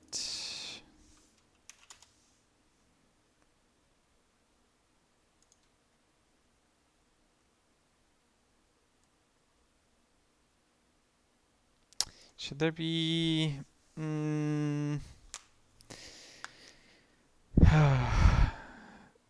there really should be a flag for debug stuff, but we'll think about that later. Build test. Okay. Wow. Test, which really should just be these two files, is huge for some reason. Oh, because it has debug information in it. That makes sense.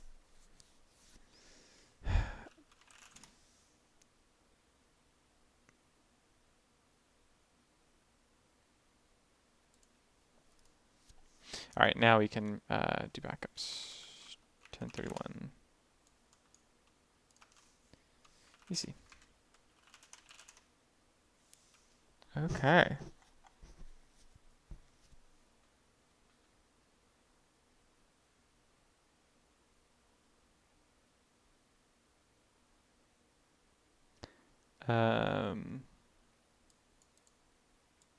It's interesting that we are now seeing errors.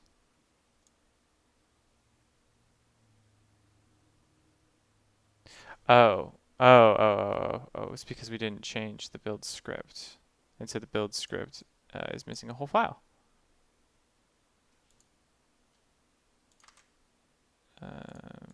Build script. We don't want to call it source parsing. We want to call it new EC. Oh, and then we don't actually even... We'll go ahead and print that EC fails here.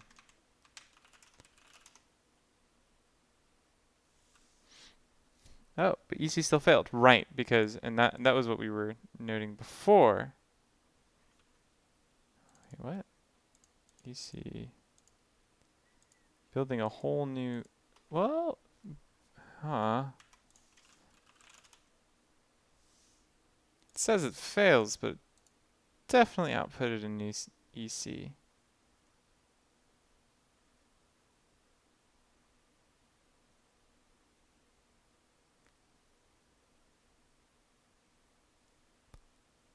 Um,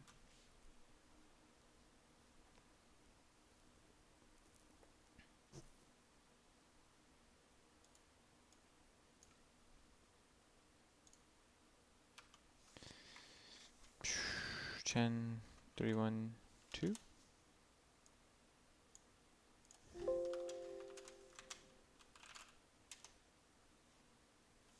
EC failed. Okay. Oh, fuck.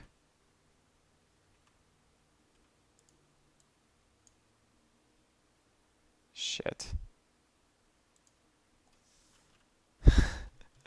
No, wait, come back. Okay. We build it there. It fails. 1031.2. Put it in there. In the backups. And then we can rename all these EC. And then we can take this build file, take all that good jazz, and then we're going to open with Visual Studio 2019, open up the executable, and this will allow us to debug it even though it's in kind of a weird state. It'll allow us to debug it, and it'll go to the Unity out, because that's where the PDBs point to. New EC. Okay, start that. Oh, whoops. It's definitely not going to Definitely not going to go well because... Oh no, it's in the right place.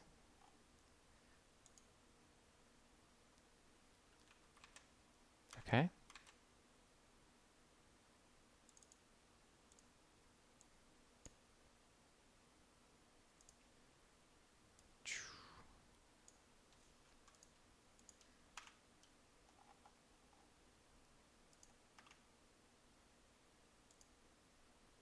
Yeah, unfortunately... Please attach. Not attach.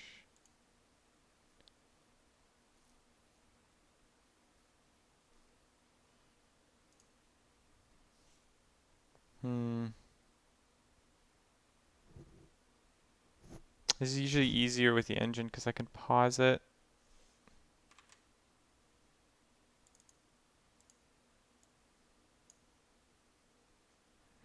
Nope, not helpful.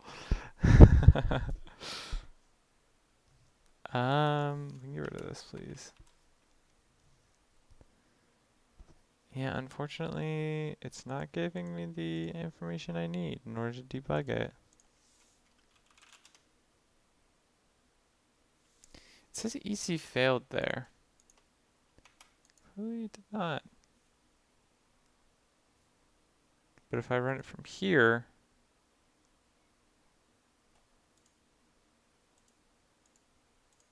it doesn't actually output the new EC. It's interesting.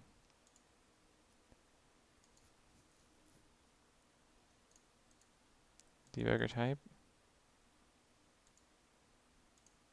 Environment. No. Oh. No, it makes sense because this isn't going to know about CL at all. Yeah, okay, so we can't do that. That's fine.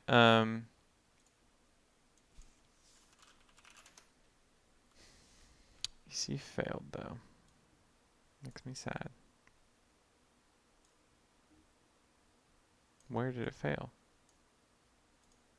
Because it clearly outputs a new application every time I do this.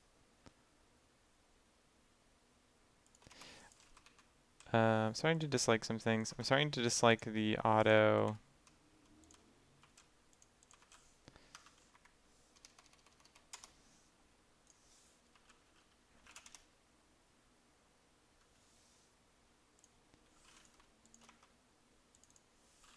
Starting to dislike using debug builds by default just because.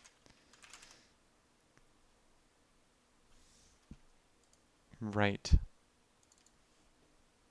Just because it makes them bigger, makes the EC slower. Like, I don't want to have to deal with that in my daily builds. And I have to figure out why EC fails here. Okay, let's go ahead, revert back to the EC that could successfully build this, which is this one. And then we need to change the build script to ignore that.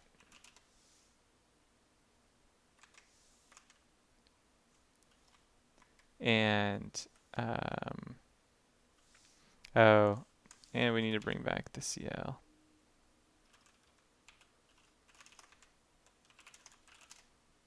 Yep, perfect. Okay, so now we get new ECs.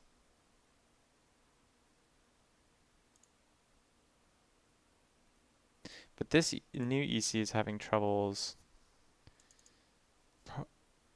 with EC itself.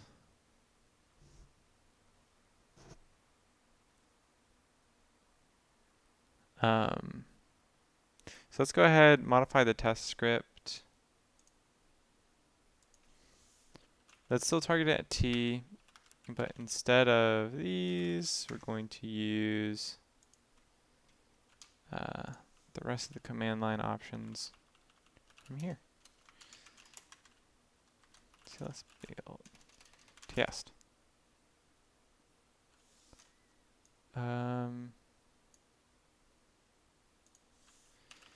Gotta add it. Okay. Well, it's saying that it passes. But it also says EC fails. Echo off. Okay, so EC is still failing.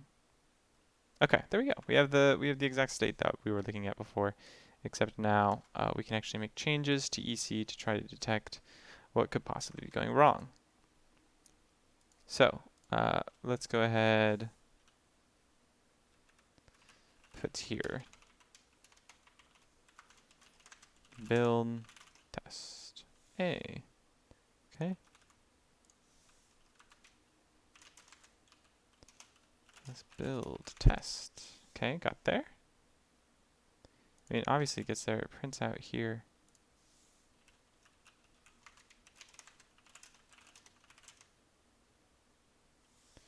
Okay, the plot thickens. Oop, not tset, please. Thank you. Oh, there should be a second one here. Shouldn't there? That's a good point. How big are these? Unifier. 1024? That's not nearly enough. Let's go ahead for 2048.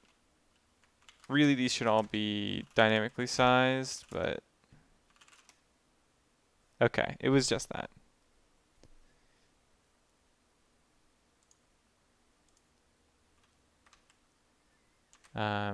And with that,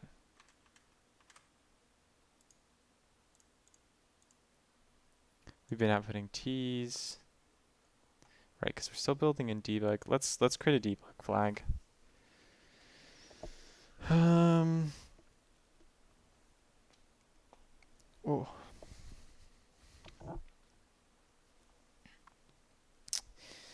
All right, let's go here, and then we can say switch your flag count equal to 0 if args v2 string compare debug is 0, then flag count equal 1.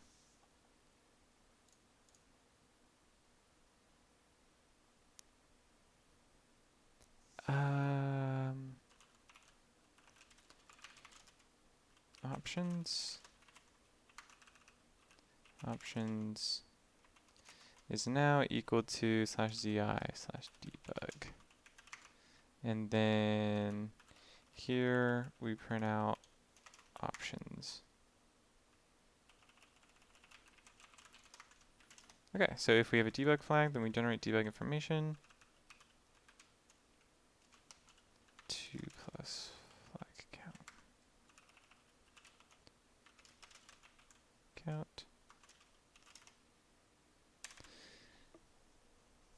Yep. And then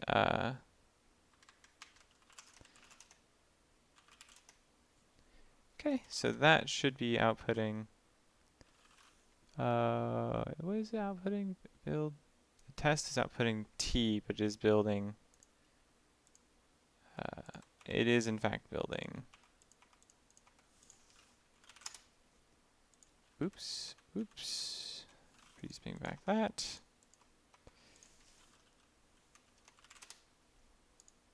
Okay. So it's not outputting debug stuff.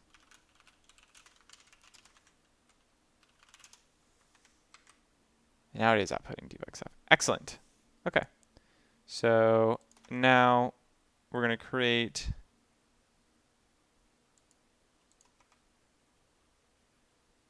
this new EC. Well, if new EC actually, if you take out that should be the same as build, really. This T is this, 157 kilobytes, perfect. Okay, I'm comfortable with replacing this now. 11, 1. Was I putting in, I was putting in 1031 earlier. It's definitely not 1031. It's definitely 11.1. But now we can do that. Build. Wow, why does it keep doing this to me? Ah, because again, the build script is off. Outdated. New EC. That we don't want to use. Oh yeah, then it does that for no reason. Shouldn't need to anyway. Let's build. All right, excellent. All right, we got our new EC here. Test. Let's go ahead and move test back to test main and test.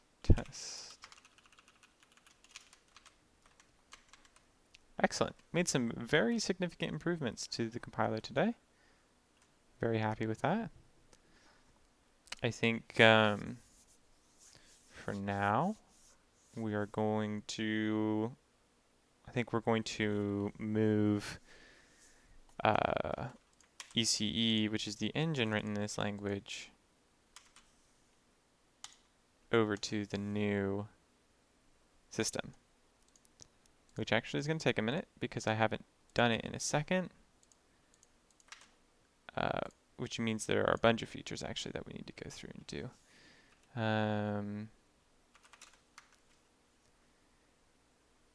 Okay, ECE immediately presents me problems. Cool. So yeah, these things. Okay, well, instead of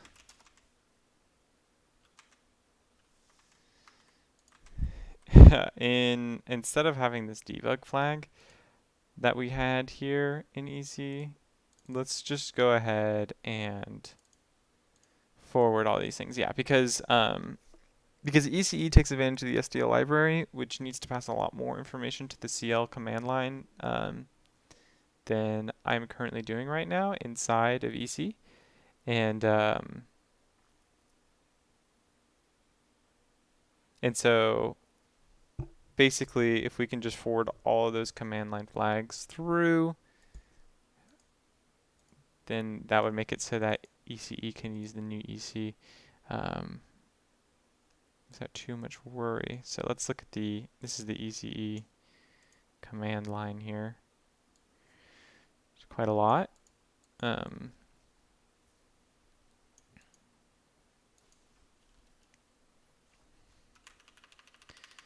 So we actually need something like this.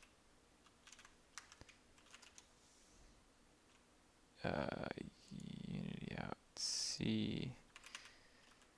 Let's actually do all the lives and includes first, and then Unity out C, because that's what it's going to look like in here. Is I'm going to try to make this -s with the options, try to put all of that stuff in there.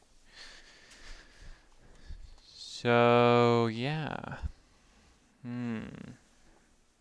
The problem is I have no idea how to tell the difference between, honestly, we can just say how many are. We can literally just put a number at the beginning that says, hey, this is how many we're looking at, how many arguments we're looking at. Okay, so let's do that. Let's do A2I argv2, and that's flag count.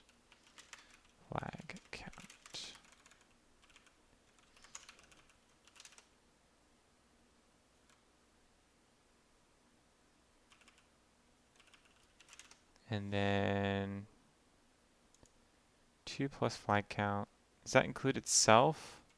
No. So that still needs to be 2. Right, because one for the program name, one for the, so that's actually +1 to this. +1. I think that's actually what we want. And then we can just get rid of this. And then that'll grab all the file stuff. It'll start doing things. The problem is we can't just %s for every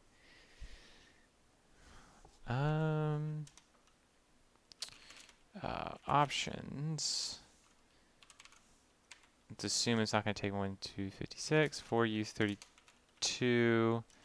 I0, I is less than flag count. I. We want to do sprintf into options. %s, where the first %s is options and the second %s is argv2 plus I.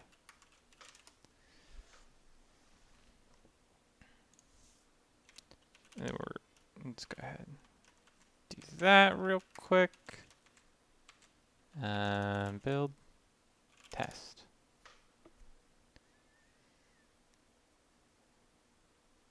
Ooh, yeah, no bad.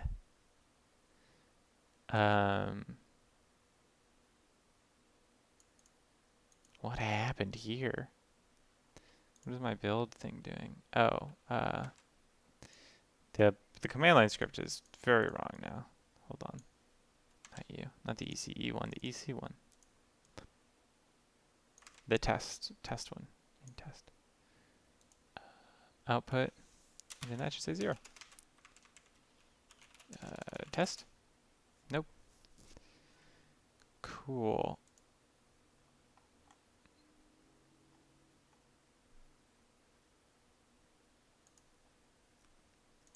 Oh. Is that a C thing? Can I do that in C?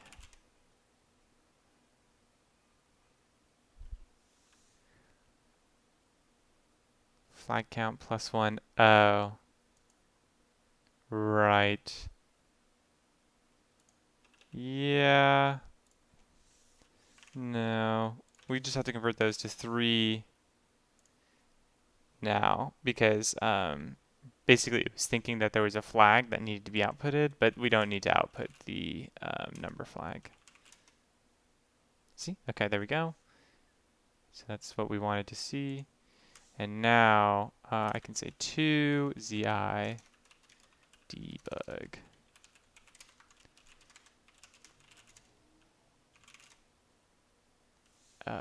Okay, it's just one off. It's just one off.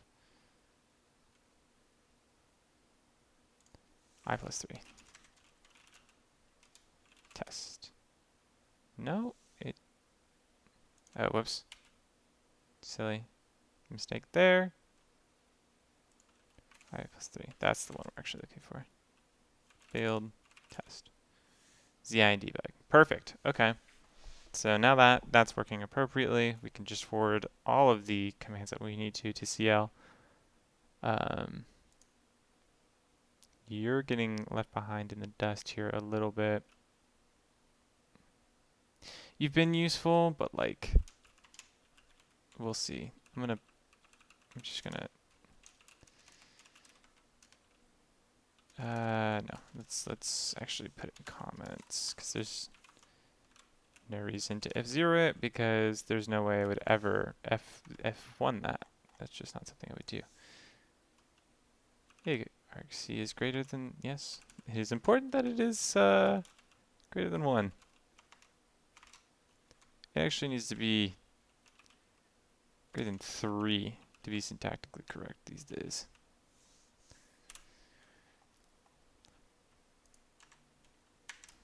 Could you please? Just trying to unindent once. Thank you. Build. Excellent. Okay, so now we have a build that is again forwarding all the parameters. Let's just real quick. I know it's not going to compile, but let's make sure. 1, 2, 3, 4, 5, 6, 7, 8, 9, 10, 11.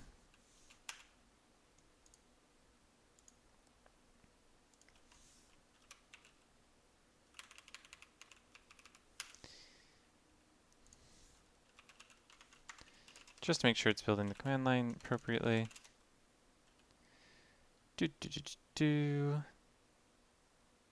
Yep, that looks right. It looks so right that it's actually also looks very close to greening off the edge of the screen. So we're going to go ahead, double up that command line buffer. All right, cool. EC failed. Yeah, I knew that. I knew it was going to do that. Okay. Let's go ahead and replace. It got smaller. 1, 2. Backups. EC. And now this build script. The EC build script needs some work, but you should be good. Just doing that. Oh. Yeah, you know what? I'll leave that there. I feel like that's probably going to end up being more useful than useless. Okay. So now we have that. Quickly, we can just go ahead, copy that EC, delete the one we have in here, move it, take the ECE build, take all of these. We counted this up earlier. It's 11, ECE 11, and also this should be out/ECE.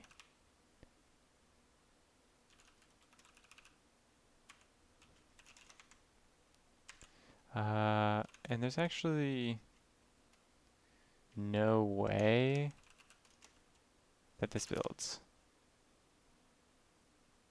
Yeah.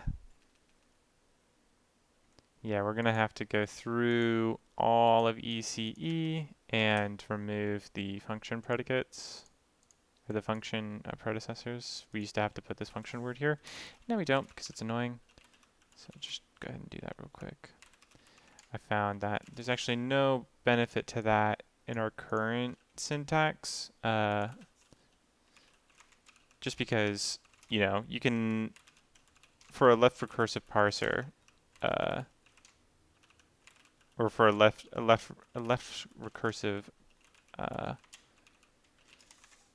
grammar, you just need to have a unique beginning token for your line, and this, so you can have one grammar type that starts with an identifier before you get into trouble. Like C and C++ is bad because a lot of the grammar types start like variables and functions. Like if you're reading them left to right, they both start with a type. For functions, it's the return type, and for variables, it's the variable type.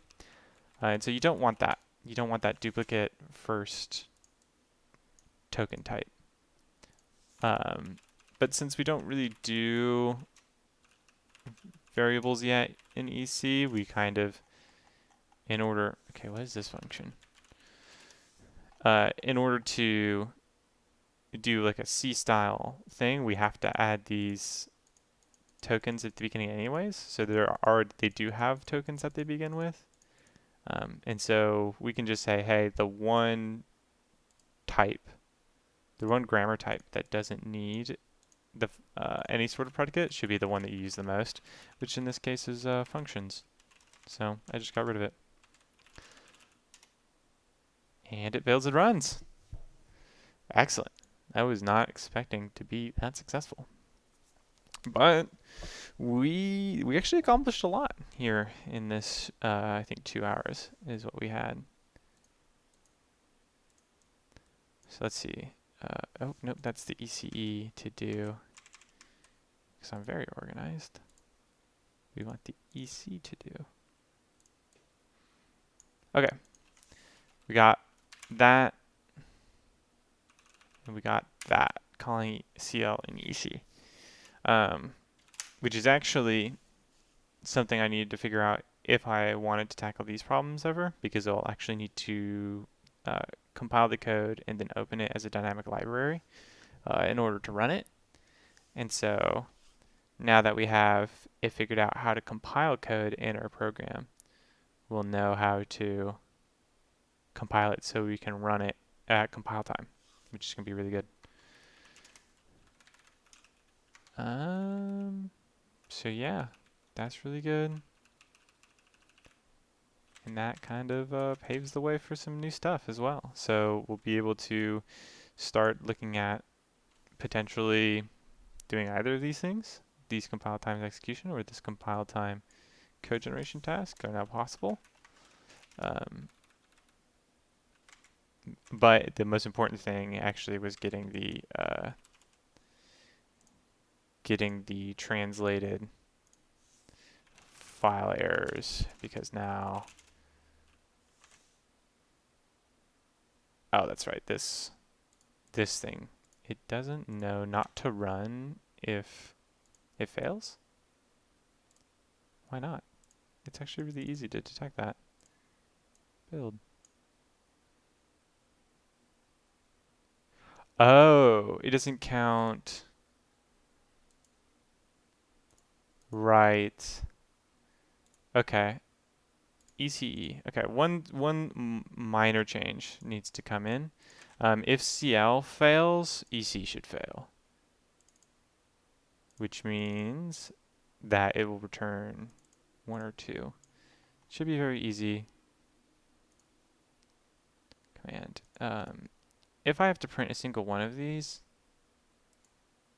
then it fails. Cool. CL clean. It's true.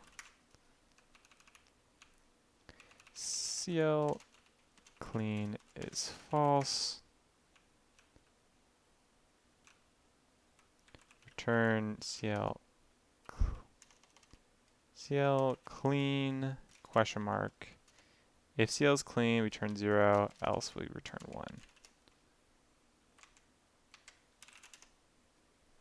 Not you. New EC.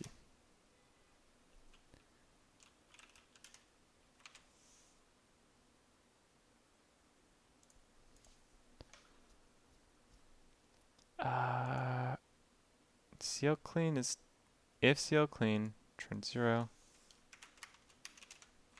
Else return false. It should be returning bad numbers here. New EC. Oh, new EC is,